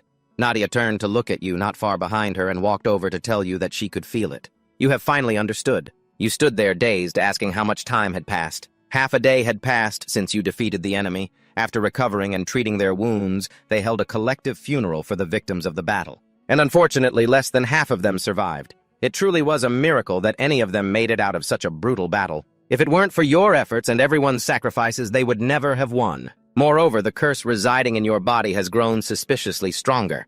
With the power you possess now, no matter how strong the incarnations are, there is no guarantee they can defeat you. You cut Nadia off, saying, "That's enough hearing about this." You still had more important things to do. You looked at the lizard crawling toward you. "Ruby, I think we have some things to talk about, don't we?" The scene shifts to another location. The first seat of Sephiros Levian. The incarnation of the Abyss pushed the door open and entered the room, calling out to Beharan Levian, demanding he explain what exactly had happened. Why was there an emergency summons like this? No sooner had she finished speaking than a giant, massive block of ice fell from the sky, literally. It was the fifth seat of Severus, a boy wearing a polar bear hat on his head. Ur, the incarnation of Frost, had just arrived and immediately shouted, "Levian, I have some bad news for you." He had received news that Gehan had died in battle at the hands of a hateful enemy. This was impossible. The fourth seat of Sepphoris had also arrived. That very same enemy had caused so much trouble for Julio. But Julio didn't need to worry, she would protect this place with her life. Kisonga, the incarnation of wrath, and the third seat of Sepphoris, sat in a corner scratching the ground. Kissy, the incarnation of lightning, was present too. While the group was murmuring, Beharan punched the space in front of him with great force, causing it to shatter into pieces, and inside that space, an eye was watching them. Be quiet, my brothers and sisters, and show the most sincere mourning for the death of our comrade. This sadness seemed to have vanished. It could only be cleansed with blood. I will prepare a requiem to soothe Gehan's soul. Returning to your side, Lupa approached to talk with Nadia, asking if you were all right. Nadia told her to let you and Ruby talk alone. Lupa curiously asked if you had said anything else. Nadia shook her head wearily, remembering your past, how you once knelt before your sister's body and swore that you would certainly return to this place. One day not far from now, please wait for me until then. I will return with Julio's heart and offer it to you. Back in reality, you spoke to Ruby with a nostalgic expression about the day your sister passed away. The death of your sister and the other villagers. You truly wanted to believe it wasn't your fault. If it weren't for Ruby, perhaps you wouldn't have been able to control your own sanity. Since that day, you had buried your heart in hatred for Julio. You always had to suppress your emotions except for the thirst for revenge against him. If it weren't for Ruby, you wouldn't have been able to endure it all. You hated all the incarnations of this world, including Julio. Why was it your sister who died and not you? You had always been searching for the answer to that question. Silent tears rolled down Ruby's face. She trembled as she spoke. Julio Azida Hakado. All of them are the same wielding power according to your desires and standards. Everything is for the sake of revenge against the disgust of those incarnations. You froze in shock, turning your head to look at Ruby. You are also an incarnation, aren't you? Ruby's last line of defense was shattered by your question. She sobbed uncontrollably, constantly apologizing to you, saying she had hidden it until now because she didn't want you to be disgusted by her. You stood dazed, looking up at the starry sky. You closed your eyes, remembering the moment when the branch of Alicon arrived and resided in your body. Something had become distorted in your mind, the memories of Alicon? No, it was something that he never wanted to forget. Ruby sniffled, asking skeptically, a memory. You took a gentle step toward Ruby. You had been swept away by the past, and there was something you wanted to tell her. Anata reached out and wiped it away. A tear still lingered on her lashes. She had always been by his side. He apologized and thanked her, realizing he had forgotten that he still had family, that he was never truly alone. All this time, she couldn't hold it in and burst into tears, hugging Anata tightly. She shouted that she was his family, Anata's family. The more powerful an avatar's branch becomes, the more vivid its emotions and feelings grow. Alicon's branches were filled with regret, pain, and precious memories of him and the queen, while his own branch held nothing but endless greed. Always burning with the desire for revenge, he had become like an animal fueling his fighting spirit to fill the bleeding void in his heart. Ruby looked anxiously at Anata's melancholic face. Are you sad? She caressed his face, comforting him with the most heartfelt words. Don't be sad because I am your family. I don't want you to be unhappy at all. Anata stood up and took Ruby's small hand. Wait for me a moment. The moment I have avenged my sister, the moment that battle ends, let's go visit her together. The scene shifts to the encampment. Lagerta is utterly shocked to see Whitefoot appearing there. She doesn't recall anything happening. There certainly hasn't been any official notice to deploy reserves. Whitefoot cuts her off. Forgive my rudeness, my lady, but a serious situation has arisen. They are fiercely competing for the top position. Where is Anata right now? Nadia, standing in the distance, sees Whitefoot's arrival. She is also deeply surprised. Lagerta's close warrior can no longer hold back and angrily shouts, What on earth is this disrespectful attitude of yours? The warrior's funeral hasn't even ended yet, but Whitefoot insists, saying this matter directly concerns the fortress of Levitane. Her power has its limits. She can only teleport to the destination's safest location. Blackfoot stands beside her, taking out a rabbit-faced pocket watch, eyeing the safety of areas within the spatial shift. It is very likely being constantly monitored. My little sister is very shy, so even her powers reflect her personality. Lagerta shouts in a rage. Then why on earth would you think the fortress isn't safe? Whitefoot responds to Lagerta's fury. The only criterion my power uses to evaluate safety is simple. To someone completely incapable of combat, what impact could a threat to their life have? There is a very high probability that the secret fortress of Levitane is currently being invaded by the enemy. Long ago, when the world was still a blank page, a massive wave shook this universe. Space and time expanded infinitely, opening the horizons of the world. Beings were born, and among them stood the leaders of prayers and life, the god of angels, leader of curses and death, the god of deceit, leader of miracles and laws, the god of magic, leader of cycles and melodies, the god of witchcraft, leader of war and chaos, the god of warriors, and leader of creation and destruction, the god of machines. They were the 6 absolute gods. Eventually, the gods began to build the blue planet we live on. They created countless beings, including humanity. The gods believed a prophecy. Pain was necessary to help life coexist. On their behalf, the gods' secret treasure containing their power was bestowed upon 5 souls of living beings, and those were the first avatars. A young child asks, "I have a question, Mother. I believe there are 6 first avatars." The grandmother praises the boy's quick wit. Unlike the other gods who gave their sacred treasures to the strong souls of living beings, the machine god created his own representative, a perfect being modeled after humanity. The avatar of machines. The avatars set off one by one to find their own lands. They coexisted with humanity as partners for a long time. However, peace did not last long. That was because the avatar of wings. The avatar of wings had stolen the gods' sacred treasure and destroyed the first avatars. In the end, he brutally slaughtered those who opposed him, and because of that, Levitathan rose up determined to defeat the avatar of the wicked wings. They prepared for the battle. Under the command of the queen, a little girl asks her anxiously, "What if something happens while the queen is leading the conquest?" Bernhardt walks up from behind and tells her not to worry, for the avatars and warriors under the queen are all elites, and Queen Lagerta herself is a warrior. He is certain she will return safely from her conquest. Bert smiles and apologizes to the grandmother. He doesn't know if he is interrupting the children's lesson. The grandmother respectfully bows to him. Not at all. On the contrary, she thanks him for spending his precious time coming here. The witty boy points at Raclet. So will she also become incredibly strong, like Bert. Another girl is also extremely curious. How could a child like Raclet become an avatar? The grandmother explains that avatars also marry and leave descendants for future generations. The power of an avatar is often passed down to the descendants of that person. Raclet must have also received power from an avatar. The boy says playfully, "If you are Bernhardt's child, you could also become an avatar." In that torrential rain on that dark night, the alarm bells announcing an impending invasion shocked the entire city of Levitain. Bernhardt stood up in a panic. An enemy invasion. Ur was present before the fortress gate. Is this the entrance to the fortress? It is truly worth seizing. MNS. The 10th seat of Sephiros. The avatar of terrifying power was also incredibly excited. The soldiers were horrified by the sight before them. Bernhardt turned pale. Why, at the very moment the queen is away, Ur swung his hammer, unleashing a blizzard to clear a path for Mansi. Excited, he yelled, "It's time!" Mansi, in his mammoth form, took momentum and charged toward the castle gate. The soldiers panicked. Prince Bernhardt, if this keeps up... Bernhardt quickly ordered the entire army to prepare for battle. Just as Mansi reached the gate, a massive figure every bit his equal blasted him back out. Taken, the second commander of the Leviathan army and the embodiment of obstruction, stood tall before the gate like a guardian, blocking all danger from entering. Seeing Taken step up, Ure was thrilled. He mocked Mansi.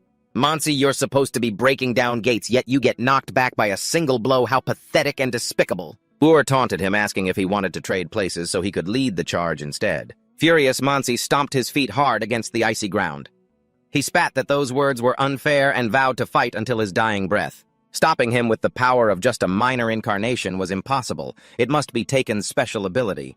He swore to turn Taken into mincemeat with his power. Increasing his body's weight, he prepared to crush Taken. Standing on the ramparts, Bernhardt looked down at the fierce battle below, shaking his head at Mansi's arrogance. Mansi still hadn't learned how to be humble. As he threw his heavy body to flatten Taken, he was blocked yet again.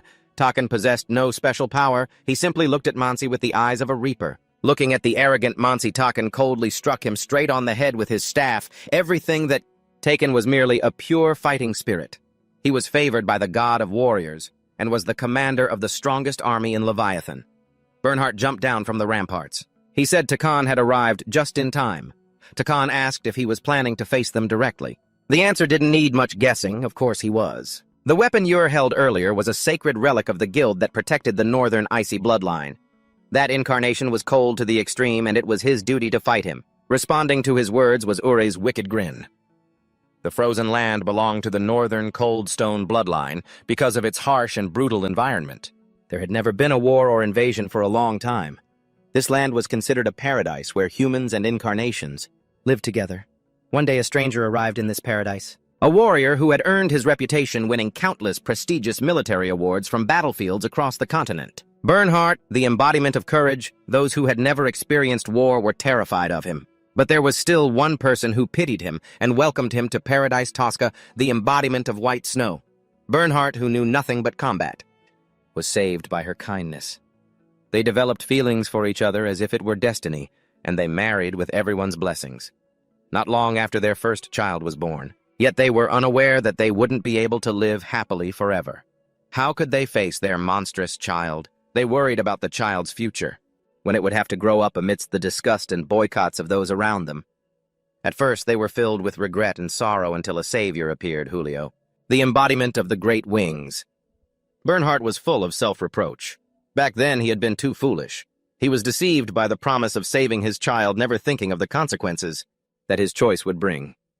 Ure laughed with amusement. He couldn't remember how many years had passed. It's been a long time, hasn't it, Bernhardt?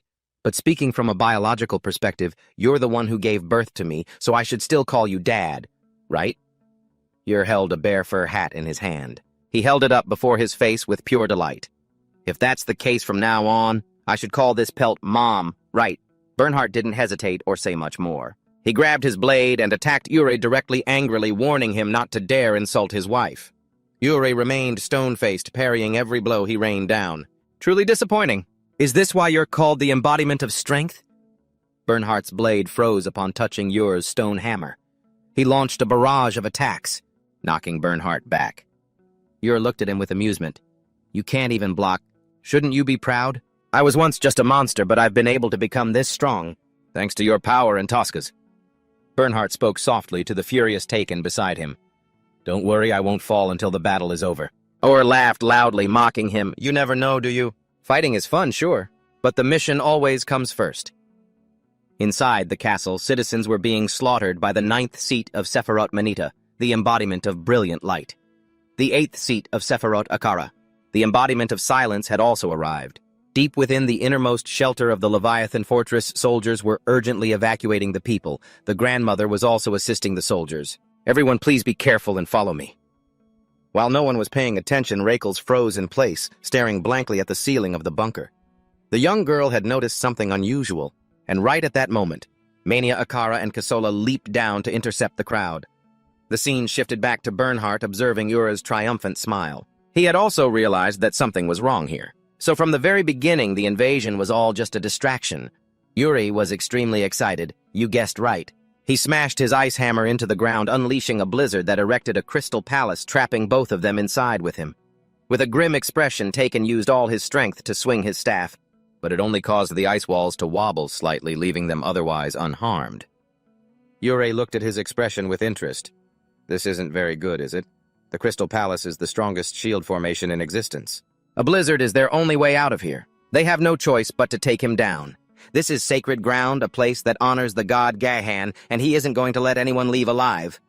Bernhardt stares in shock at Ure's white bear form. He is absolutely stunned. Tosca, this is the karma they have to pay for what they've done. Ure charges wildly at the two of them. Taken stands his ground, blocking his attack without hesitation. But the blow from just a moment ago, it only took one strike to send him flying. MNS's attempt was just as easily blocked by Ure. He still has the breath to taunt him. You look so worried, don't you? You're already planning to take me down as fast as you can, right? But it's not going to be that easy. He carries the power of 2 incarnations plus his own branch of strength. Can you even handle that? If things keep going like this, you won't be able to protect anyone. Taken shows zero reaction to Ure's provocation. If that's how it is, then give it everything you've got. Ure flinches, sensing a murderous intent, and scrambles backward. What did he just get scared? While Ure is still reeling and losing his nerve, Bernhardt, in his brown bear combat form, lunges forward and delivers a massive slap that snaps him back to reality. Ure stares in awe at Bernhardt's fighting style. These are the number 1 and number 2 commanders of the Leviathan army? Scene shifts back to the deepest shelter of the fortress. Mania and Akara are frantically tearing at the door in front of them. Kasola says with disgust, Mania, cut it out. You're both so noisy you've been at it for ages and the door hasn't even budged. Don't tell me you can't break down one measly door. You two are truly useless. Kisola looks over her shoulder, pointing at the citizens running from afar. Instead of breaking the door, why don't you deal with those intruders? If they manage to get as close to her as they are from over there, don't you think it'll be a bit annoying? Manya and Akara are frozen by the look on Kisola's face. They understand.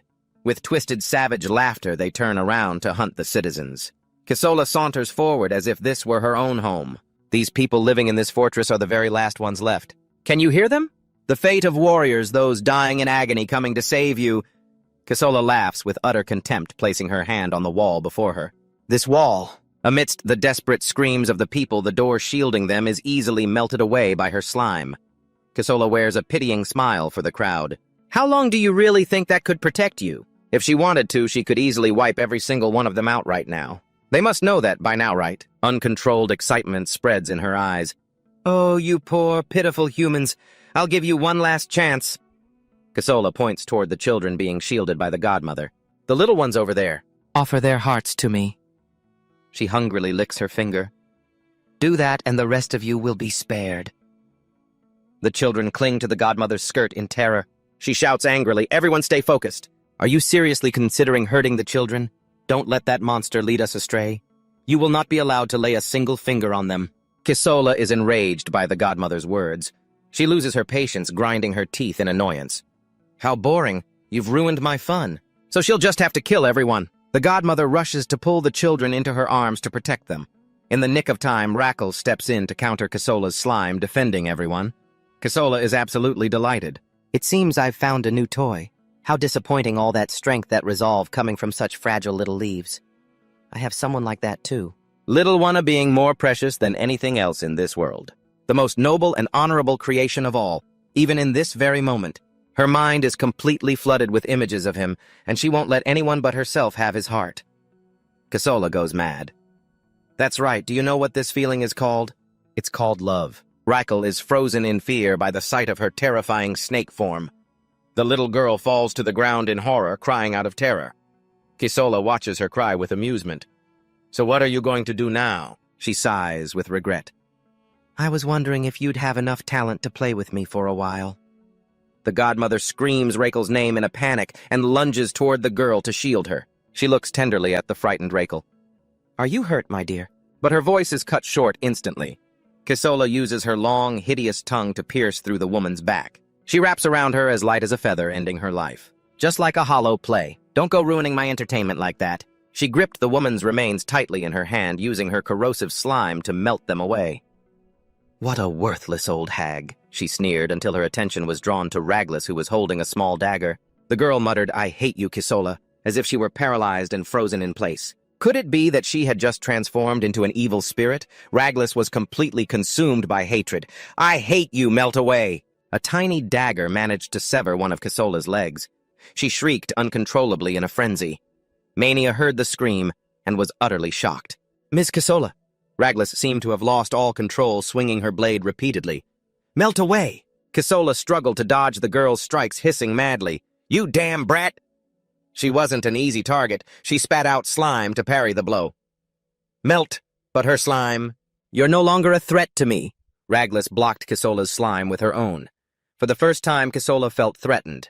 The woman screamed in hatred, I will never forgive you, even if you crush them while they're alive and drink them. That's not pleasant at all. Mania and Akara rushed it over. Kisola, are you okay? Kisola lost control, cursing, You're all just a bunch of useless animals. It's so annoying to play the role of an advisor so precisely like this. Not letting her ramble any further, something that looked like a massive, humongous tree trunk lunged forward, sending Kisola flying 10 meters away. With that, this plastic surgery face of... Kisola's must be blown to pieces by now. Seeing Kisola thrown away like a dirty, crushed centipede, Mania recoiled in shock. What the hell was that? Before they could even think, Lagerta and Ao lunged forward, swinging their swords to attack both of them. Lagerta glared at them with hatred. You disgusting scum, the queen is here to feast on you! Inside, Nadia hugged Raglis tightly, who was completely out of her mind. You were scared, weren't you? You're shivering. You must have been so terrified. Don't be afraid anymore. I won't let anyone hurt you again. So please come back to being yourself, so you can return to the arms of those you love. From the corner of Raglis's eyes, a single tear slowly fell. The dark patchy marks on the girl's body gradually vanished. Her eyes returned to a clear golden hue. She couldn't hold it in any longer and burst into painful tears. The other children hurried over to hug her. Nadia stepped out of the tree trunk barrier she had just created and once again formed a door to protect everyone inside. Kisola went crazy, screaming, "I heard the enemy abandoned this basement." Along with all the elites. Where did all these people come from? But that doesn't matter anymore, because here I will strip them all bare and rip out their organs. Nadia spoke softly. "I suppose you are the one who caused this brutal tragedy." Kisola laughed mockingly. "So what are you going to do about it?" Nadia smiled gently. "Thank you for being such a wicked villain. Because of you, I don't need to hesitate anymore." Kisola froze in astonishment. "What is this? Is this déjà vu?" It was just like when she was a little girl a long time ago, the kind of malice that only evil spirits could radiate. Was it hatred? She arrogantly looked down at Nadia. "Don't look at me like that, you bitch. Even if the ice melts, who gave you the right to look at me like that?" But responding to her madness was Nadia's composure. Although she had lost the memories of her past, she couldn't think of anyone she had ever killed with these hands. Kisola was truly terrified this time. It wasn't déjà vu, this feeling was familiar. Only those at the top of the food chain possessed the aura of the peak. Nadia stepped toward her. "So tell me your name so I can remember you as the only person I've ever killed." Cutting to the scene with Bernhardt. This is impossible.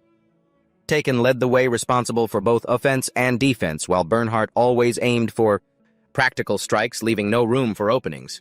They seemed invincible, but nothing could be predicted. Fighting two people at once wasn't a good strategy. Ur couldn't afford to be careless. He launched an attack, throwing ice shards to distract Takan. Just as he lunged to strike, Bernhardt also charged toward him. Ur blocked him with his bare hands. "Basic combat rules," he scoffed. He would take them down one by one, starting with the weakest, but Bernhardt reminded him that the basic rule of combat is never to give up. "Then I'll teach you a lesson." Xavier was indifferent, but didn't let him get cocky for long. Taken used his frostbitten arm to grab his neck.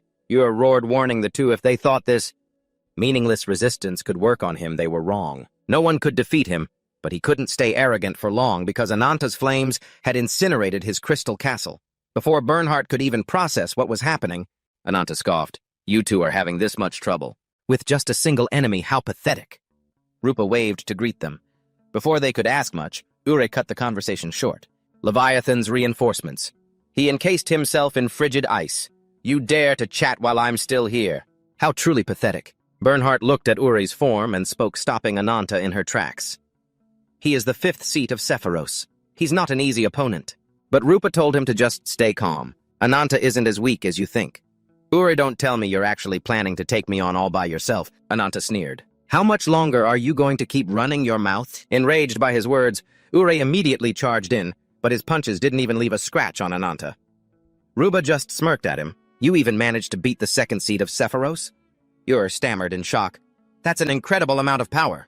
Could it be that you are Ananta, the incarnation of vengeance?" Ananta delivered an effortless punch, sending Ure flying right out of his ice armor. Ure suddenly remembered Beheron's warning: if there was an emergency, call him immediately. He used his power to open a portal. Bernhardt watched the gate open. "Could that be Ananta?" he continued. "It is him, the incarnation of the wings, but over here." An unforeseen turn of events had unfolded. Ao had betrayed them completely, flipping the game. Kisola was still talking tough, even though she was breaking out in a cold sweat from Nadia's overwhelming pressure. "Don't look at me with those eyes." She was about to show her just how massive the gap in their power really was. Kisola released a cloud of poisonous gas, catching Lagertha off guard. She hurriedly called Ao to her side and raised a shield. "This is my indivisible form," she hissed.